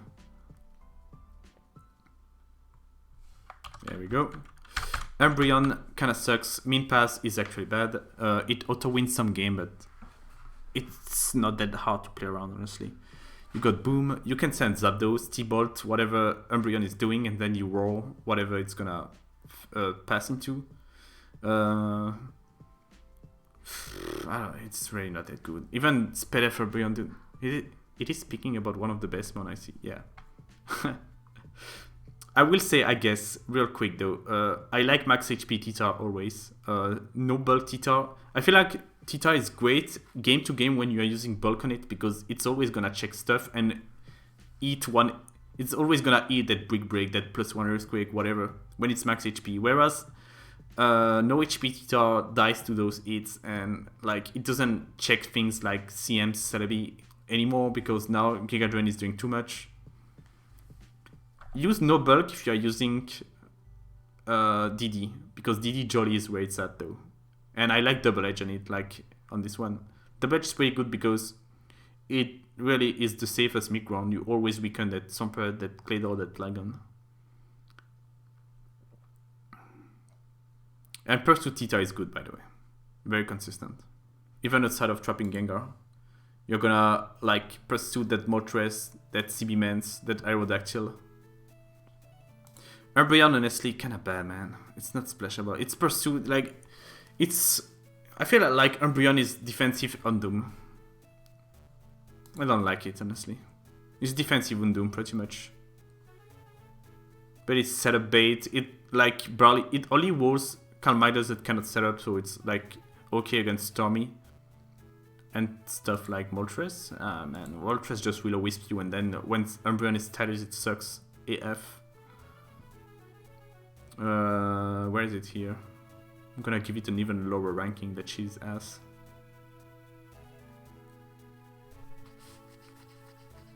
Where is it? Oh, there we go. 1, 2, 3 on versatility. Did I give it 3 in versatility? I think I gave it 3 because when you like consistency, yeah, up, up, up. Vaporeon, I do not believe in Speder Vaporeon. I do not believe in defensive Vaporeon. Just use Milotic, honestly. But I guess you don't lose to Suicune anymore, but then you need to make a very defensive team around it. You need Spin. It's kind of shit at healing itself against Mix Reaper too, because Wish Protect is in 2 turns, so you get abused all day. If you get crit, it sucks AF too. Burst Walls and Milotic recover. It's got the niche of being Milotic that beats Suicune, I guess. That's it. Offensive Vaporeon is where it's at though. That's a very good set, offensively. Being able to pass sub and Salak boost later in the game, kinda neat. Is it splashable? I don't know though. I don't know. I would say it's kinda splashable on offense. Like offensive Vaporeon offense, not bad. You need to... The problem is Pump is strong, and you want to use Pump against stuff like one-shotting Titar, Skarmory, and Swampert, but I hate Swampert. I hate having to hit Pump. Oh, Subroar is actually so... Dude, Subroar against some team, though. Like H-Clat against Lightning in SPL, when he Subroar the Suicune out, and Baton passed on Snorlax against Titar and went to town. Man, that was sexy. It's not that versatile, honestly. Is it consistent? It actually always does its job as a lead, honestly, offensively. Is it versatile? Not that much. It's not easy to use, I would say. That sounds like a... Yeah. Venusaur... Venusaur is like, I hate using it, but it's so annoying to play against. That's how I feel about it. It lives and dies by the sleep too, man. It aids all kind of status. It rarely has free entries because of the fear of status.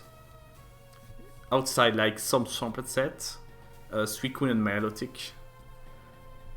And some Zapdos, I guess. Zapdos without T-Wave, but if Zapdos T-Wave you, man, it sucks. Once again, if it wasn't for Sleep Powder, this Pokemon would be absolutely ass. Roar is pretty good though. Roar is pretty good sometimes. It's not versatile, I would say. It's only got like 1 set. Is it easy to use? You need to make a lot of prediction with aggressive Leech Seed actually to make progress sometimes. But Sleep is strong, so it's consistent. It's not that splashable, I don't know. I really don't know how to build with Venusaur. Like, I don't think it fits. It fits some offense, but it's much stronger with Spike, so I would say only Spike's team, honestly. I've used so little Venusaur. Did I even use it? I think I've used it once, and I was disappointed in it. So yeah.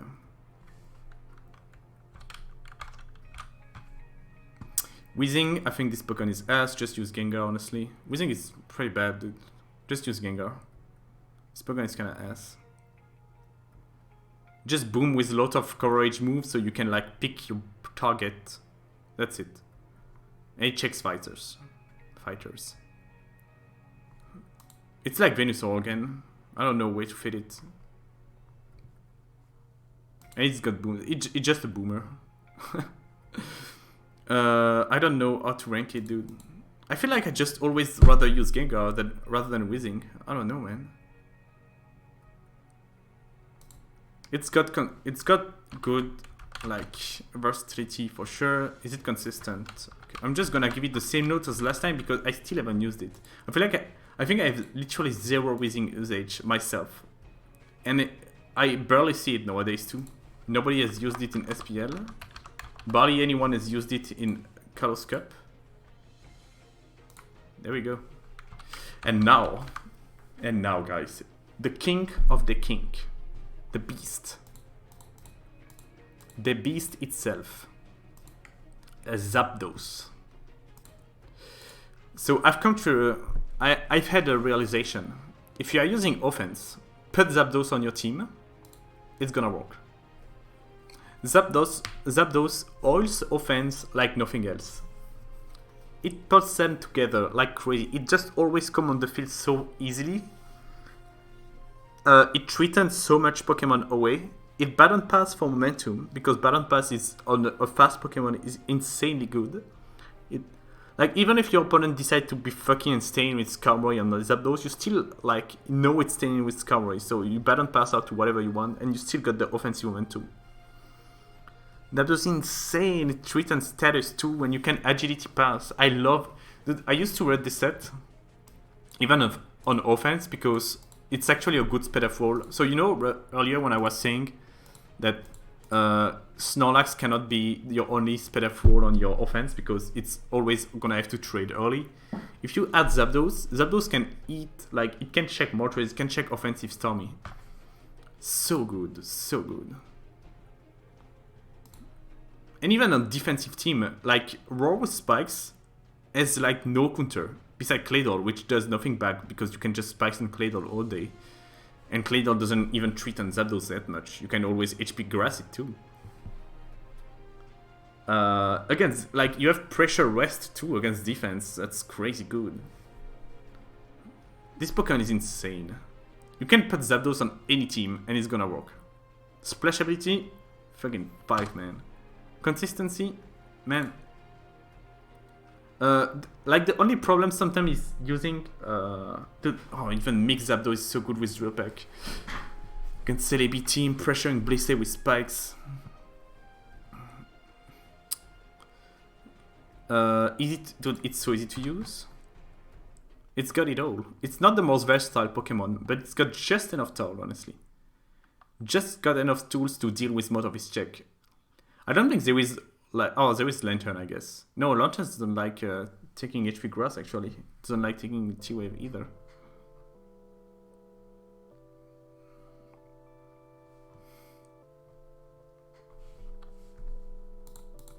Is it consistent? Dude, Zapdos is so consistent. There we go. Look at this note. There we go. So I will say before... No, you know what? I'm just gonna move to the actual ranking now. And now we have it. And we are gonna make the actual ranking now that everything is done. I don't think I have any Pokemon to add for now. No. Wait. There we go. So. Let's go, guys. Titar, S rank, the best, no question about it. I'm gonna put them in order. Zapdos second. And I will just move them afterwards and see where we land. Give me a sec. Zapdos, Jirachi. How is it looking? There we go. Zapdos, Jirachi, Swampert, Blissey, Metagross, Salamence, Celebi,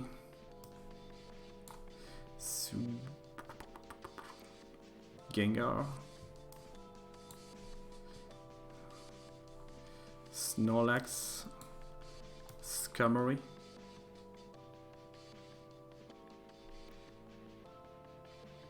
wait, do I really have Breloom that? Oh, we'll change afterwards anyway. So, Snorlax. Breloom is a big step down though. So, Breloom, Dugtrio, Skarm, Claydol, Aerodactyl, Forretress, Ariyama. I'm gonna change a few things afterward, don't worry. Even if it looks fucky right now. Milotic. Wait. I think it's gonna be something like this. Milotic Stormy Suicune. Where is Stormy? There we go. Stormy Suicune.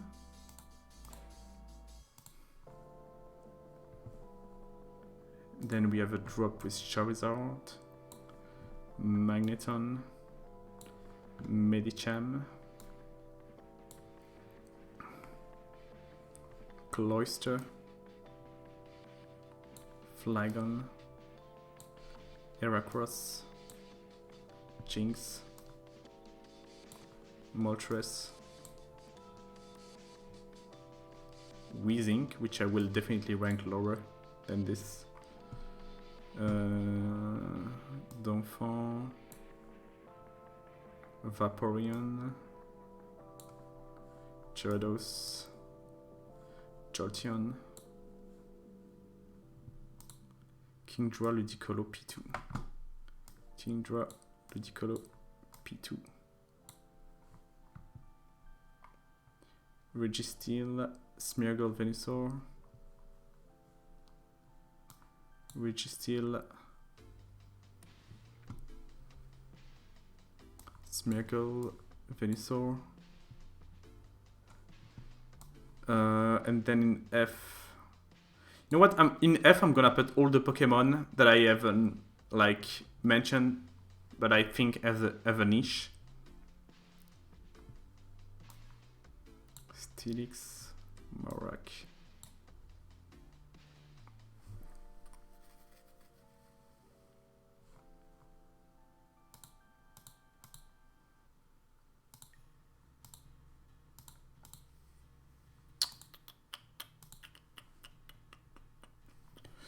Ninjask, Raikou, and Brian. Ninjask, Raikou, and Brian. Regice, Undum, Jumpluff. Jumpluff is actually so ass. And then in F rank, I'm gonna put things that I think. Oh, I didn't even rank Machamp. Machamp definitely has a niche. Alakazam, Lantern, Camerupt, Armaldo, all ass. D-Knight,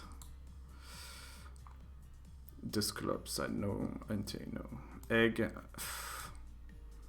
I'm kind of putting those Pokemon like without much going for them. Scizor. I haven't really tried them or watched them enough to feel like I have a competent understanding.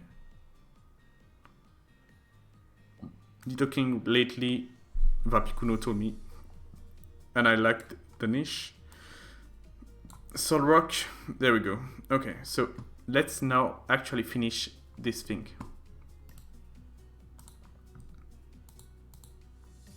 Let me take a little break, and then I will actually finish the ranking for the people who are still around.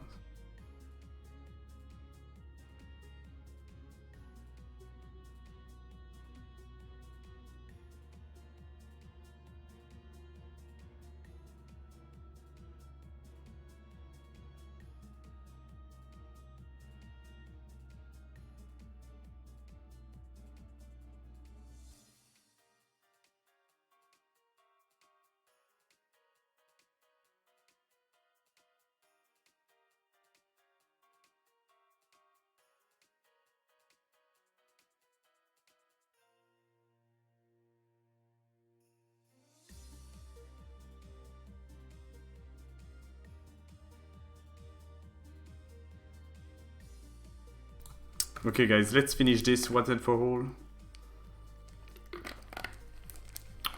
So, Titar, best Pokemon of the tier, for sure. In my opinion, I legit think my top 3 is Zapdos, Jirachi. I'm not capping, by the way. I think Zapdos holds offense together nowadays with Titar, so I'm gonna put it second, and I think it's just an amazing feat on defense too. The way Zapdos holds offense together is way too good to be passed on. I also think Agility Pass is an insane set. Beefy Zapdos will check defensively so much for offense while baton passing stuff around. And IDG Pass, unlike T-Wave, has a lot of utility mid-late game for your offensive partner. I think I prefer a bit Jirachi right now. I feel like Jirachi is... It's a bit harder to understand what it does game to game because it's not booming and opening stuff like Metagross is, but the way it all teams together, all of them, both offense as a win con and defense as an all-around check, passing wishes and status around, makes like game plan making like no other Pokemon.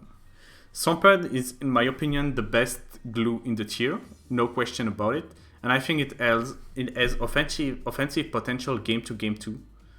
Even if you face strong walls like Celebi and Suicune, you are not always defenseless against it, because you can just Toxic or Earthquake, Ice Beam them down and force a recover or force a rest.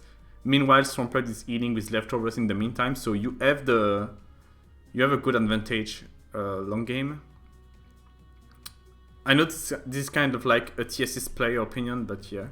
It's also always a bit annoying to deal with for offense, honestly. Because it can trade with a lot of Pokemon. It's a bit of a... It's like Spike's bait a little bit, but yeah.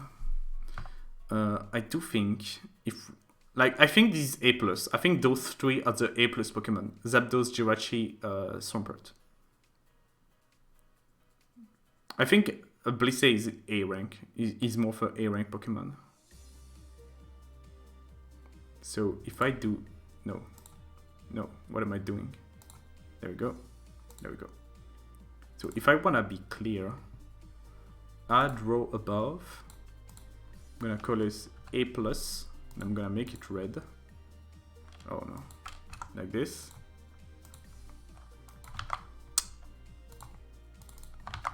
A+, I think it's Zapdos, Jirachi, Swampert. I believe Blissey is a bit too abusable, honestly. It's way too much. It's way too frequently of an offensive starting point for offense in general. And even defensive team like to wish spin on it. Obviously, it brings a lot to the game too, but it's like one of the most common reset points of defensive team. And one of the most abusable Pokemon for offense. So I'm gonna keep it in A. Add a rank below. I'm gonna call it A-.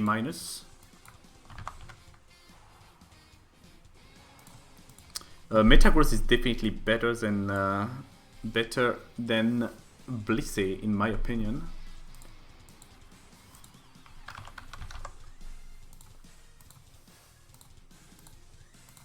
Hold up, I need to check something quick. There we go.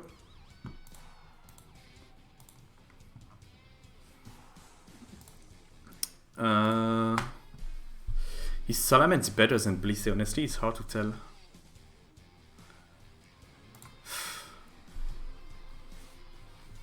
Blissey just doesn't always make progress, but it kinda checkmate games together at the same times. Is Celebi better than Salamence? That's a hard one too. I think you accidentally put clearly Bleacher Smeargle down in E. Hold up, we'll get there. Those four I'm locked for sure. Yeah, I think at this point Swampert is like better than Metagross, in my mind at least. I think Celebi, the way Celebi enables so many playstyle, I'm gonna put in top of A actually. Because while Celebi can be reasonably checked by a lot, it enables so much at the same time, man. It makes CM pass, SD pass. It's a good sweeper by itself, it's a good defensive wall. Snorlax is clearly not A tier Pokemon, it's A-. Maybe even B, we'll see. It doesn't hang with the big boys. Metagross is actually better than Celebi, let's be real. Blissey I will put lower than Celebi though.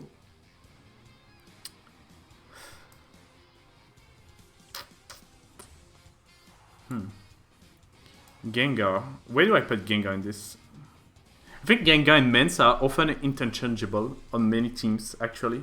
Especially on TSS. I feel like Gengar and Mance often compete for the same slot.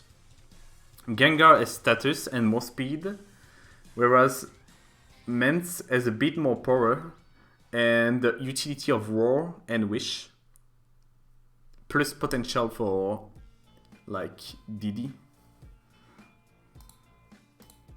But they kind of check the same things, like the fighting slot, pivot into Earthquake too. Gengar is boom though, that's sick. Realistically, if I follow my own usage state, Gengar is lower than this. Though, I prefer Salaman's defensively as a Pokemon.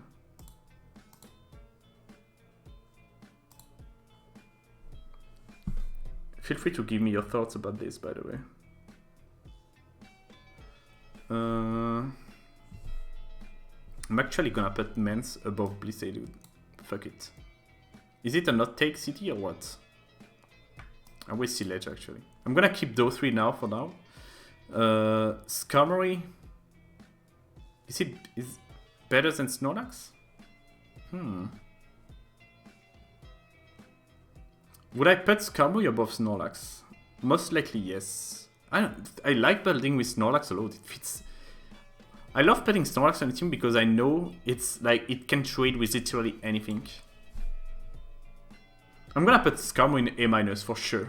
Maybe even B actually.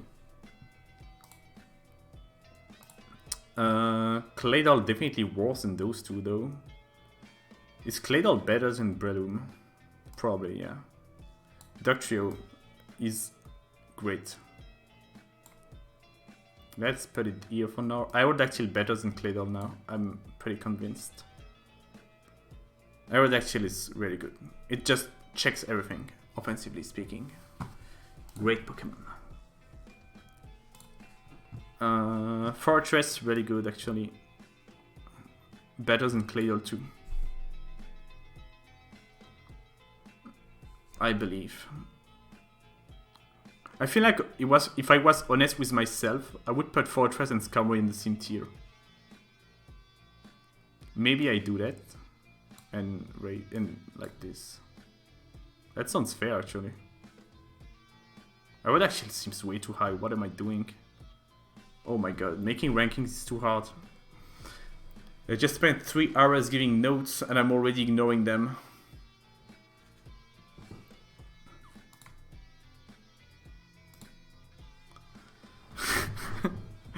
Hold up.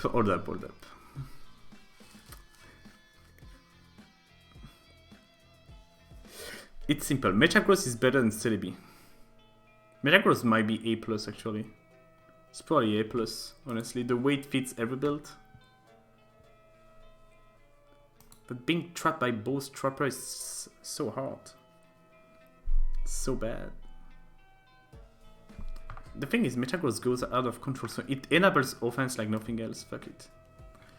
There we go. Then we have the very good mons that... I feel like those 4 are definitely better than those. Yeah. Yeah, for sure. For sure, that's what I'm doing. This is A+. This is A. No cap. Celebi is the best of A. Not sure about Mance over Blissey. I'm putting Blissey above Gengar though.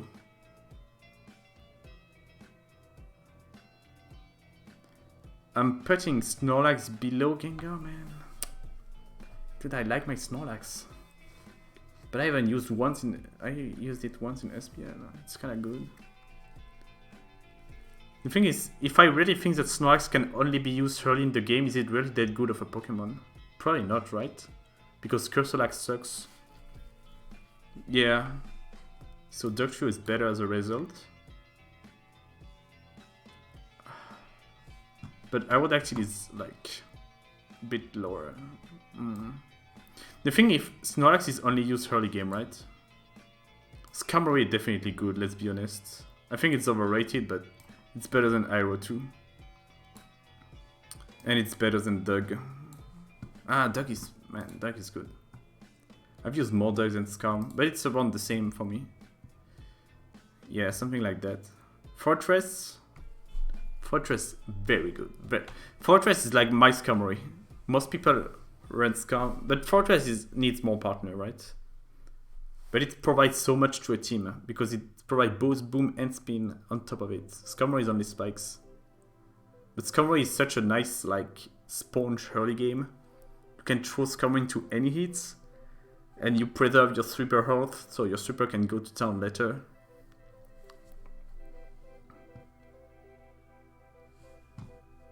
Skarmory might be a better Pokemon than Snorlax too.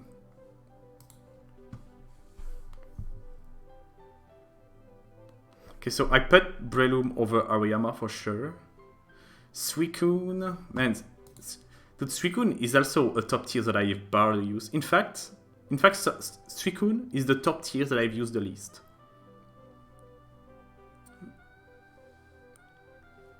And by top tier, I mean Pokemon at least B rank in the current viability ranking. Suicune is the Pokemon I used the least. I dislike how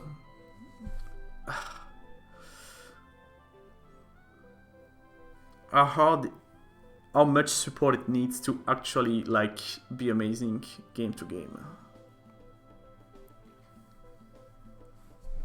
Is it even better than Milotic? Yeah, it's probably better than Milo, let's be real. Is Stormy better than Milo? Yeah, probably too. Milo is kind of overrated at this point. Just a good mixed duo, but...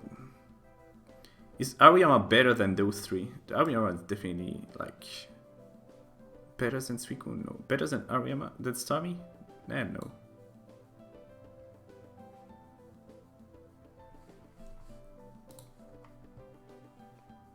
I wanna be honest with myself, guy.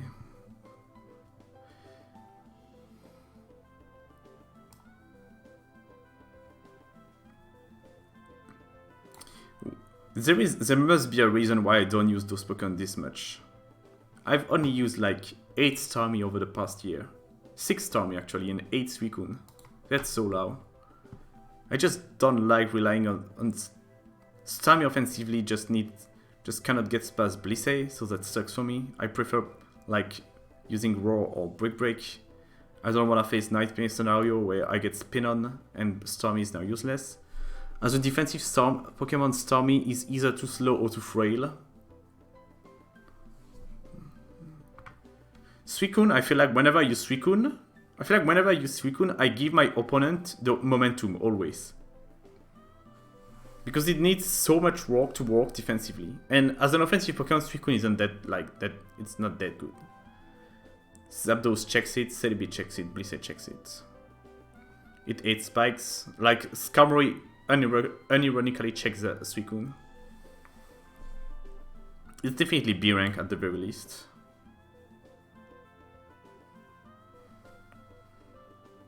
I really like using Breloom so much. Having Spore and Fighting Stab. So good. But is Breloom better than Suicune? Am I this much of a... Nah, let's be real. Let's be real. Suicune is better.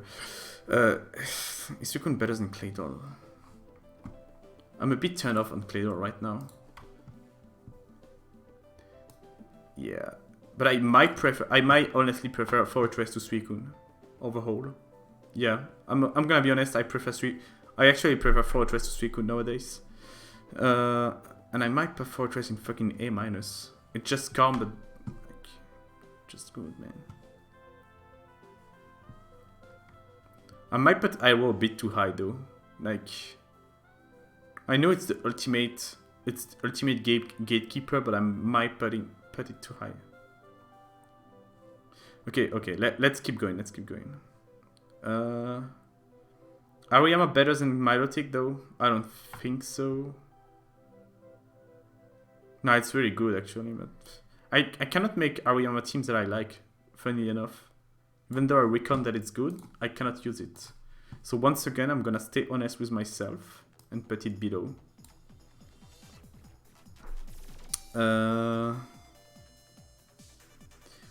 I actually think Magneton, despite all its flaws, I just like using it too much because it enables offense a lot. It enables a lot of offense very well.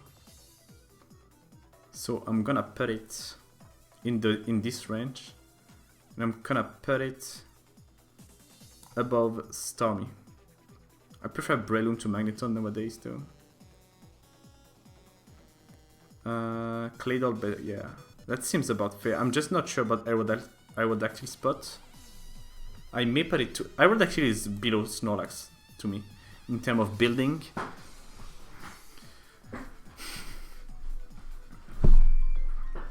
Yeah, Fortress above Aero, that's what I'm wondering though. Might do this.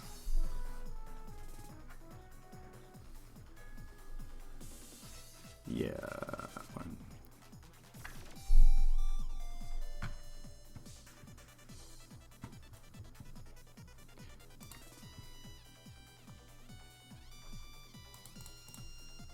Give me a sec.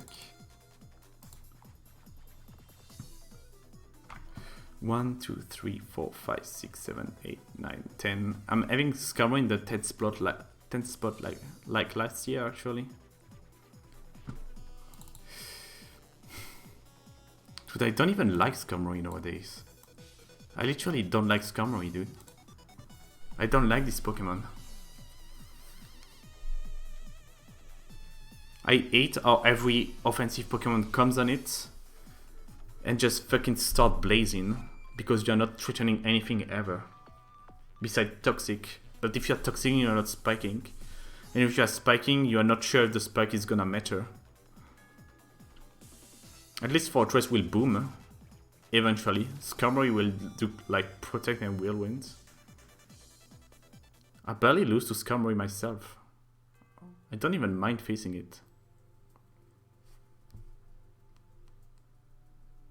That looks like such a big cap to put Skarmory that low.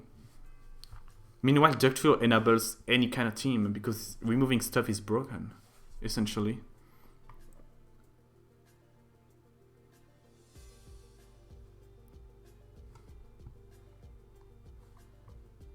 But Skarmory needs so little support work, right? I will revisit this later. Let's do the lower rank for now. Did I forget a Pokemon there that I would consider ever?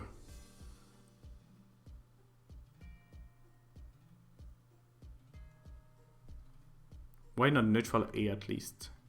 Camel is there. Okay, no, let's go. Let's see, Ariyama or Charizard? I think I have used both actually 0 times because I can never make teams that I think is worse. Whenever I use a fighting type, I'd rather use Breloom or like Medicham. But Ariyama is like clearly good because people use it and win with it.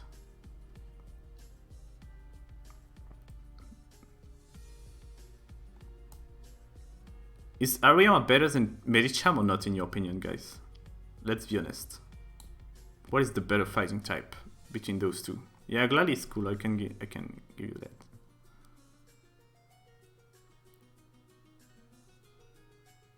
I legit think Charizard is a better Moltres. I have used both 0 times though.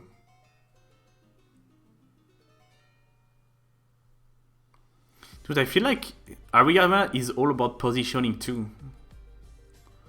So if you're all about positioning, is that Medicham a bit better? Because now Medicham gets more out of an offensive position. But I guess Ariyama can afford to stay and trade with stuff. Meanwhile, if you fuck up a trade with Medicham, you just fucking lose because like Medicham is kinda useless at this point after taking any hit. I'm gonna put Ariyama above, I guess. His showers are better than those two. Cluster is definitely better in my book. I have actually used Cloyster over the past year. I don't think it's that bad. It is worse than Milotic though. Flygon is definitely worse than the fighters at this point, to me. I would probably rather use Charizard too.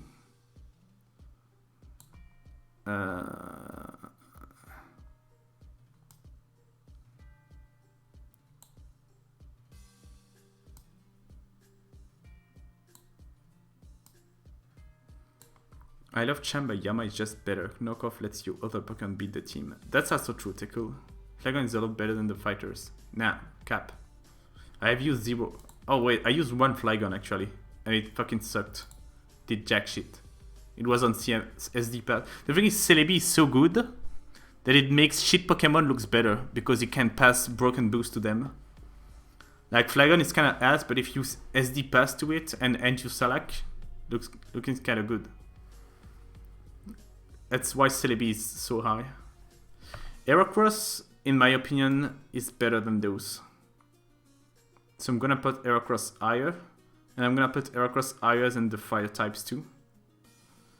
In fact, the fire types will be D rank, whereas Heracross will be C rank.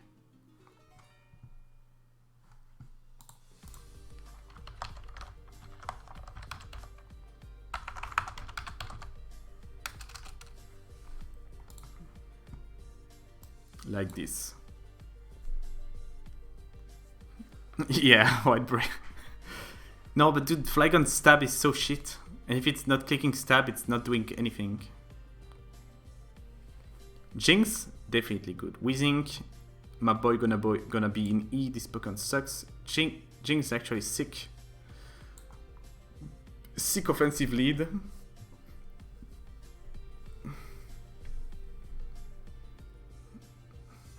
Am I capping with my Moltres positioning? Am I capping, guys? By putting Moltres below Charizard and this low? Dude, I've used 0 Moltres over the past year. I would always rather use Salamence.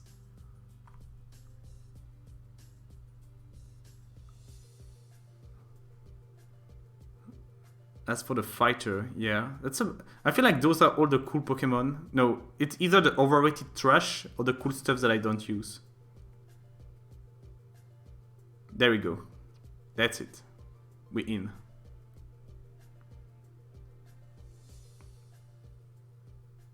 Moltres just hits harder and is bulkier. That's true, but like Moltres barely has to take hits. And Charizard doesn't even mind taking hits because once it's in Blaze range, that's where it hurts.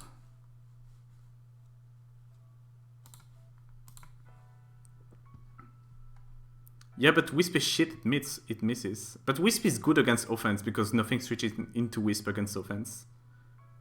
I guess that's where Moltres like shines, right? Use Moltres to divide the matchup against offense so you can click Will-O-Wisp against those. Whereas Charizard is always prediction reliant no matter what you're facing. So I guess by Moltres is more extreme because it doesn't cover as much as Moltres as Charizard without access to Focus Punch, but it does better against offense with Will-O-Wisp. Yeah. Okay. That's what I'm gonna do. Do I really think Cloyster is better than Moltres?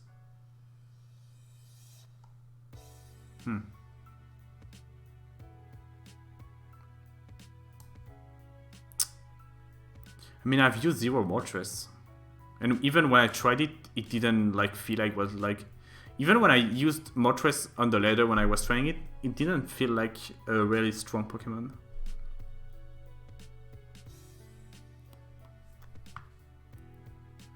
Yeah, that's about it actually. So let's go about the D rank. Actually, I need to figure out what I'm gonna do with this shit. With the A plus B rank. I'm still not sure about those months' placement. Okay, let's do one by one actually. Is Skarmory better than Suicune? Is Skarmory better than Doug? I don't know, so I'm gonna leave them there. Is Skarmory... Suicune is definitely in B rank in my opinion. Nah, Snorlax is good. Snorlax is really good. It's just that you have to use it early. But there is no better opener than... There is not much better opener than Snorlax. You have to make teams that likes to remove one of Skarmory, Metagross, and Titar. And Snorlax is really good at removing one of those 3. If not 2 of those when you use Curse Earthquake. So I believe Skarm is A... Is Skarm A rank, dude? Is Skarm actually A rank? When I use it... Barely. Yeah, Scam is A rank, let's be honest. Let's not cap too hard. I say that, but Scam is actually B rank currently. Is there even an A- rank? Let me check. What does it look like again?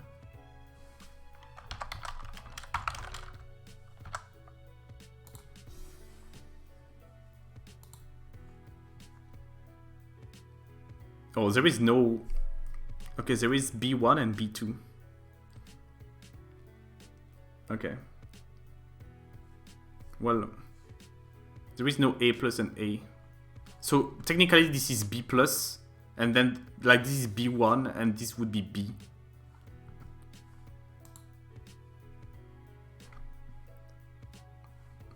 That would be it.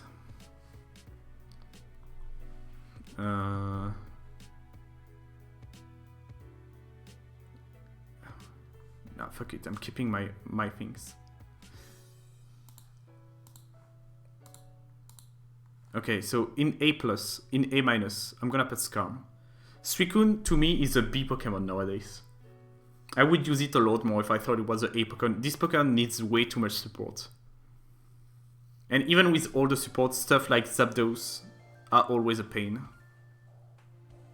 Yeah, the Skarm exploits so much, but at the same time, it warps the, like... The thing is, if you do not deal with Skarm appropriately, you lose the game. It's as simple as this. If you do not exploit Skarm, you lose. Clear and simple. There is no Pokemon as warping in a game that's Skarmory. It might be just because I over-prepare for Skarm when I build. But yeah. Claydol is a B Pokemon, honestly. It's clearly not A minus. This Pokemon is like support incarnate. And like I said earlier, every team that try to run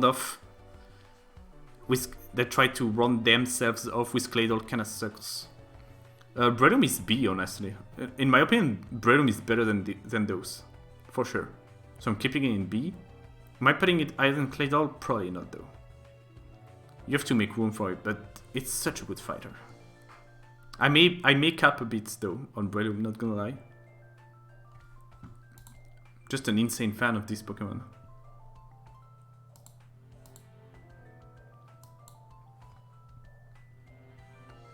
Claydol is... Nah, Claydol isn't C rank, though. Boom is good. It's exploitable. It's not as exploitable as Skarm, though, I feel. Loom is better than Kyun. Oh. Look, if I'm honest, I've used twice as more Breloom as Suicune over the past year. So, like, I clearly prefer using Breloom over Suicune right now. I like how Breloom just gives you so much offensive momentum compared to Suicune with a momentum drain, actually. Suicune just drains all the momentum away. And I hate... It drains all the momentum away, and like... You have to work hard to gain it back. At least Milotic drains the momentum, but it recovers, so it's back to being usable. Suicune takes damage and then has to heal, and then it sucks. Duckchu is an A rank Pokemon. I'm convinced. I'm not sure if it's better than Skarm, though. I prefer using Aerodactyl over Suicune.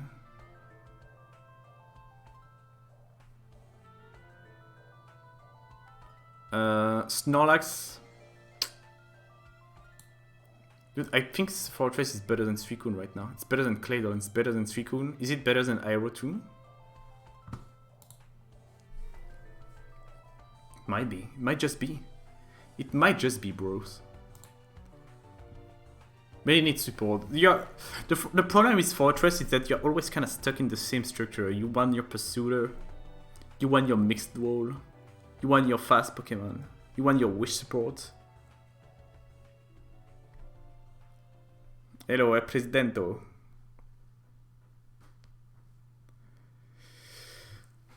Yeah, Arrow is probably better than Suicune as a result.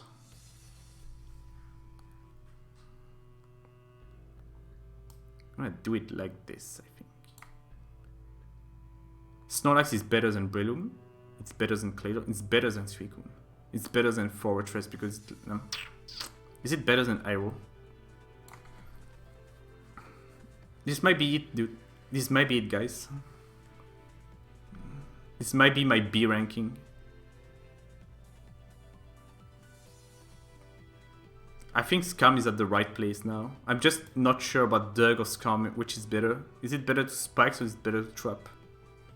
Spikes and Trap enable just as many Pokemon. Spikes allows you to make like... Is it better to Trap or is it better to Spikes? I cannot tell. I cannot decide.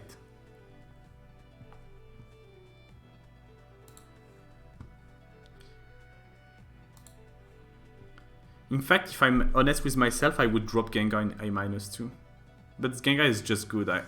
It just doesn't fit my building preferences, but it's very good.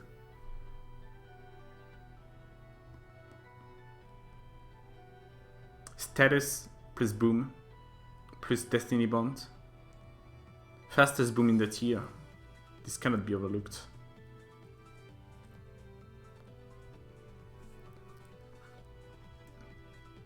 Here is what I'm gonna do. Gengar in A-. And Skarm over Doug. This might be it. This might be Elki. This is it. I've decided. This is it, boys.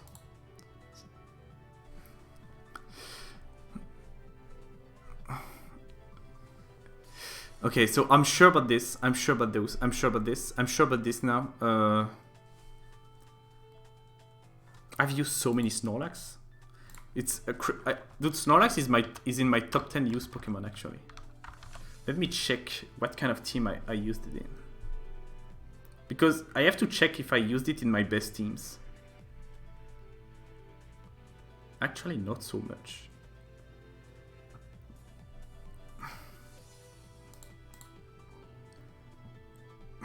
Snorlax is great. Yeah, okay. Yeah, Fortress just because it only lends its very specific kind of teams. You can, okay. Breloom I might be capping a little bit by putting it in C. Might be worth a spot in... might be more of a C Pokemon than B, honestly. But I do think it's like... it's the best fighter. Yeah, that sounds about right. It actually sounds about right to me, all of this. I'm gonna put Moltres in C. Yep, okay, let's order those though. So Donphan, definitely E Pokemon. Vaporeon, better than Donphan actually. The Vaporeon is D rank. It's a good offensive starter. Gyarados, actually better those. Dude, Gyarados is definitely better than Flygon. What are we doing here? What are we doing? I've used way too many Gyarados to put it this low. Fuck it. I'd rather use Gyarados than Moltres. Dude, but Gyarados... oh, the Pokemon of compromises. The Pokemon that cannot ever one-shot and cannot ever have the right coverage. But I've used it so much. Why is it? Let me check my Gyarados team. So there is this stupid ass Toll that is only good at farming noobs that I never use anymore. There is this offense though that was sick, but it's not my best team. Oh, okay, I know why I used it this much. It's because I spammed SD Pass Celebi. And Gyarados is good on SD Pass. So Gyarados is good because of Celebi, therefore Gyarados is not that good. That is the true answer, the real truth. So it's a demon basically. It's like Vaporeon level. It's a bit better than Vap, it's a bit better than Jinx, it's better than Flygon for sure. It's not as good as the fighter. There we go. Jolteon. Oh man, Jolteon is better than Donphan. Come on, man. Is it better than Flygon? Hell yeah. Is it better than Gyarados? Probably. Is it better than Zard? Yeah, man. Jolteon isn't that bad. Come on. If you do not run into Spin, Jolteon will always be good.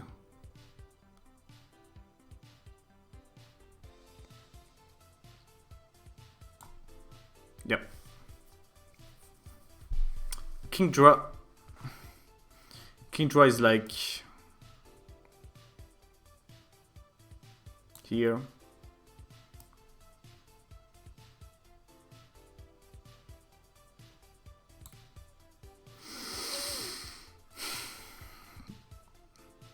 Yeah, that sounds about right. P2 is not that bad, honestly. I've used it way too much. Trapping Ducture is so good, man. It sucks for me to put P2 this low, but let's be honest. It's better than Flagon, though. It's better than Flagon. There you go, my boy. Ludicolo isn't that bad. It's literally King Draw level. Don't cap.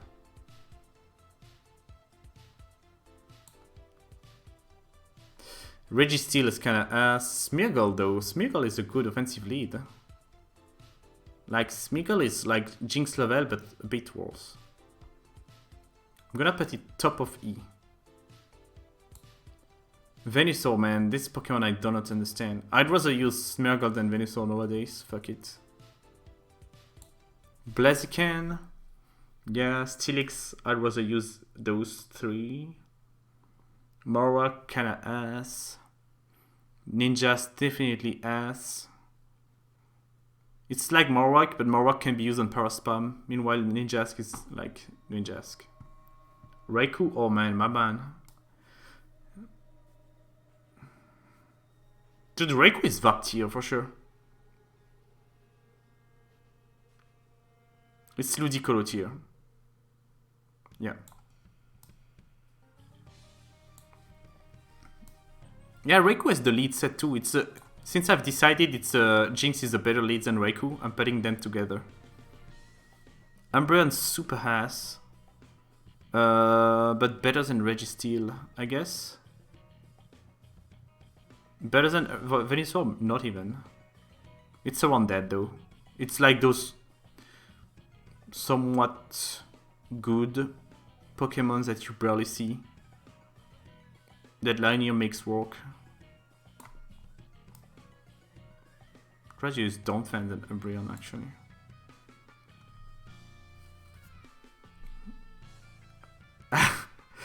Dude, Steelix is kinda ass, no lie.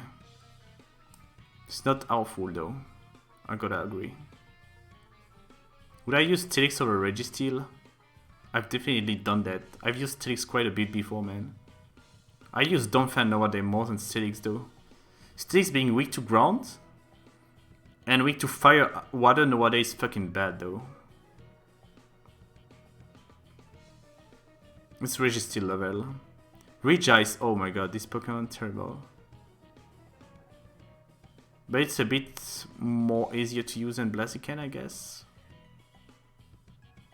I'm gonna do it. Oh, Undum is so bad. Undum is actually so bad. This Pokemon is terrible. Blaziken is better than Undum in my opinion. There we go. Machamp is actually nice. Machamp deserves to be in the fighting slot. It's like... So Machamp is Ariyama but faster. So when you want a mid-range between fast and bulk on your fighting type, use Machamp.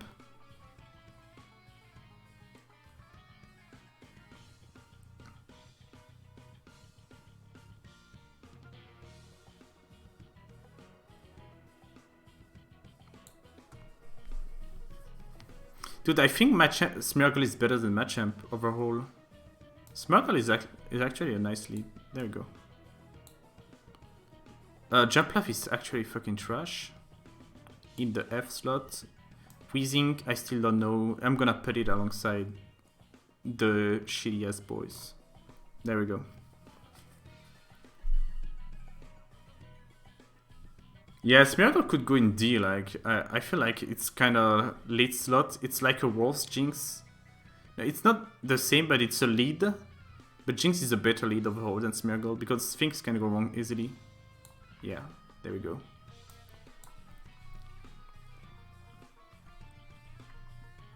And that's all the somewhat, like, passable trash, and then we have the actual bad Pokemons, but that are good in H-Clat ends. There we go. There we go.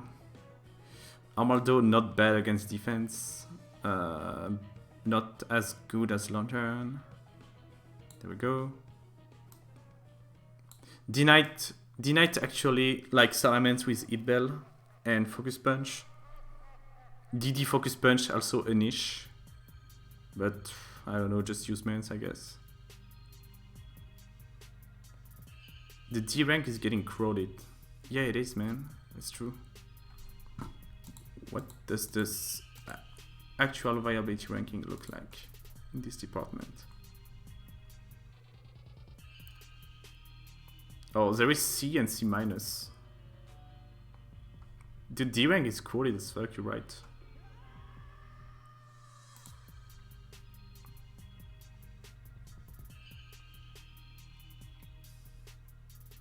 Dude, I feel like all those Pokemon are cool though. Those are all the like Pokemon that are worth building or using, I feel, but are very clearly not as splashable and of those. I feel like all those Pokemon are the fabric of ADV pretty much. And here is when you wanna use a Pokemon on purpose, pretty much. Like you have a clear purpose. That doesn't make sense? Yeah, that's very badly summarized.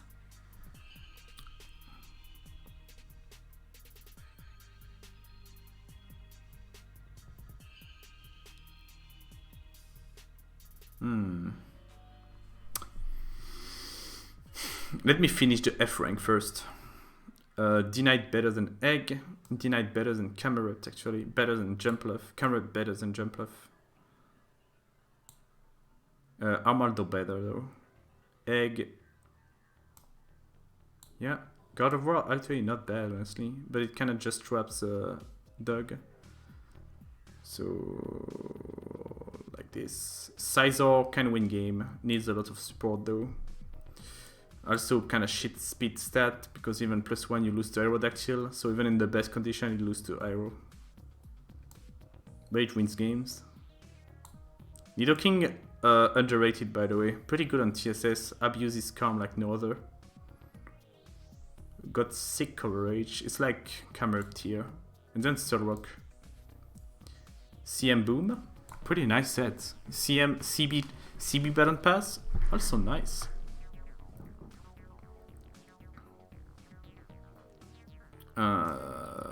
Yeah, that's even better actually. Like this. There we go. That's F. How do I divide D and E? Those two ranks are fucking crowded, you're right.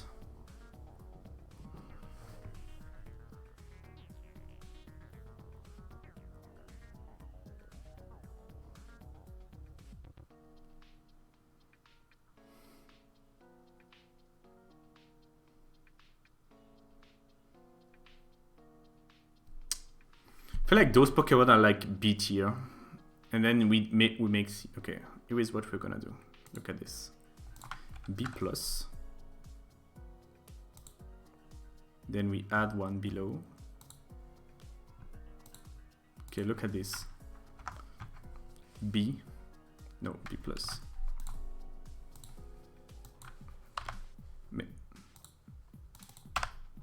B. No, capital letter B. B plus we have the good boys. In B we have the average boys, like Claydol is where we get to the B plus, to the B ranking. There we go, look at this, beautiful. And then we move up the boys that are actually quite good.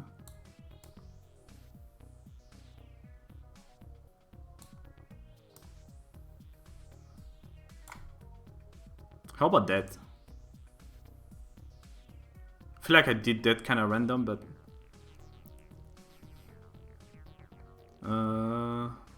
kind of like this, honestly. This looks about done. Dude, Gengar isn't that good. I don't like it that much. It lacks raw power. It lacks war power.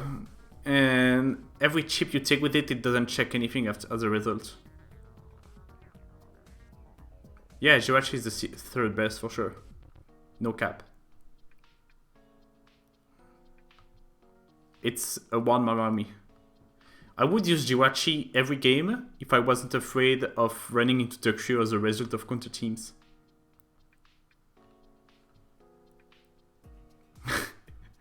I'm raging at you, Roro. Gengar is based. That's I think no. I think like I'm pretty much set right now. Even Suicune feels a bit too high for my taste actually. I've used barely like I've used so little Suicune and I never wanna run it as a. I never wanna use Suicune. I just hate how fucking like. Oh, it gives all the momentum away, man.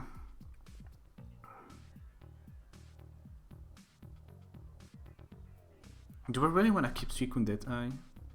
It's better than Claydol though, and Claydol definitely P. Maybe Clay...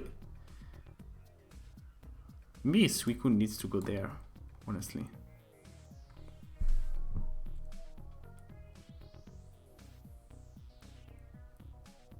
Nah, Breloom is amazing, but sometimes it kinda sucks after it clicks Spore.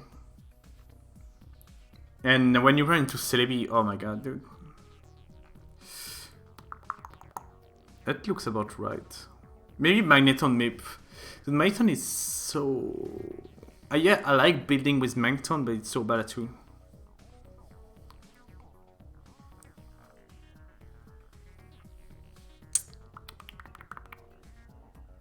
Let me think about this.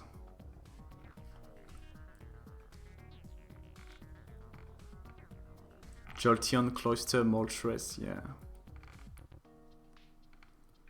I have used Porygon 2 so much. I've used Porygon 2 so much, and yet it's in D rank. Even Raikou is in D rank. I guess, I mean... it's just because I used a lot of CM spam in ADV Cup, but now I don't really even want to CM spam anymore. I wouldn't CM spam in the current metagame, because Fortress is dog shit to face for CM spam. Even worse than Skarmory, because Fortress can actually boom on something like Raikou or P2. So as a result, it feels nice.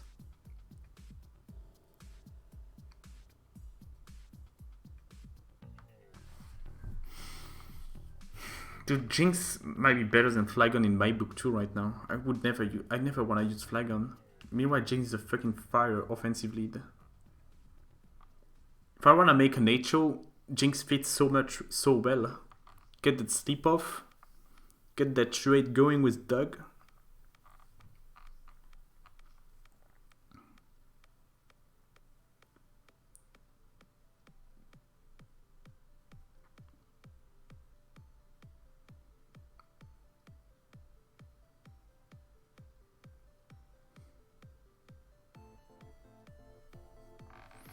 Nah, I think that's it. I think that's it, guys, honestly. I'm looking about it. I think I'm set, honestly. I'm honestly a bit undecided if I want to put Swampert above Jirachi because Swampert is the best glue. I love using Swampert so much.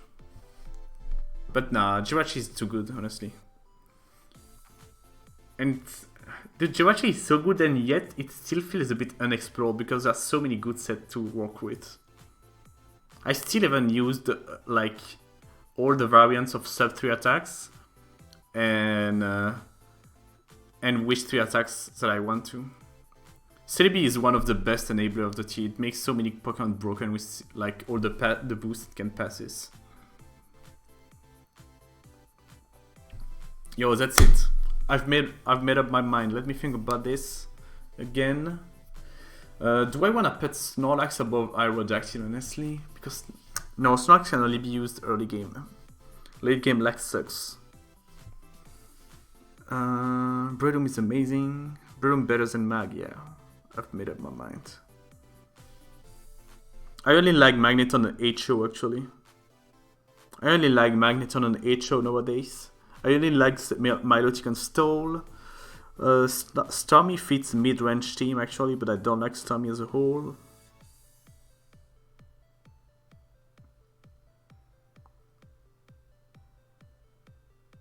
Yes, that looks about right actually. It's funny because I feel like those Pokemon, like up until Aerodactyl, you have Pokemon that fit all kind of team, offense and defense alike. Snorlax and only like on HO. Fortress feel all kind of team, but it's mostly defensive team. Suicune, it's in my book I would only use on Stone on HO. Claydol actually fits all kind of team. That's something it has going for it. Breloom I would actually use on all kind of teams too. Magneton I only like on HO, and from there I only like this Pokemon on extreme kind of stuff. I guess Ariyama is like I would use on different kind of stuff, like both offense and defense alike.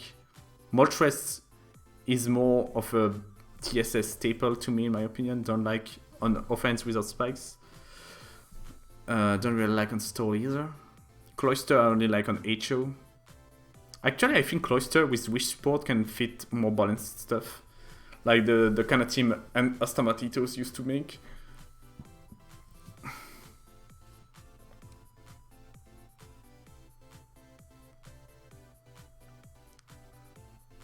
Yep, that's it guys.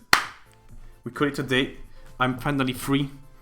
It's 1:47 AM. I've been streaming for 5 hours now. Let's go. ADV ranking done. Thanks for coming to my TED Talk. I don't know if some people actually stayed the 5 hours, but let's fucking go if you did. You're a legend. Sleep well, Dad. Oh, dude, I'm not sleeping now.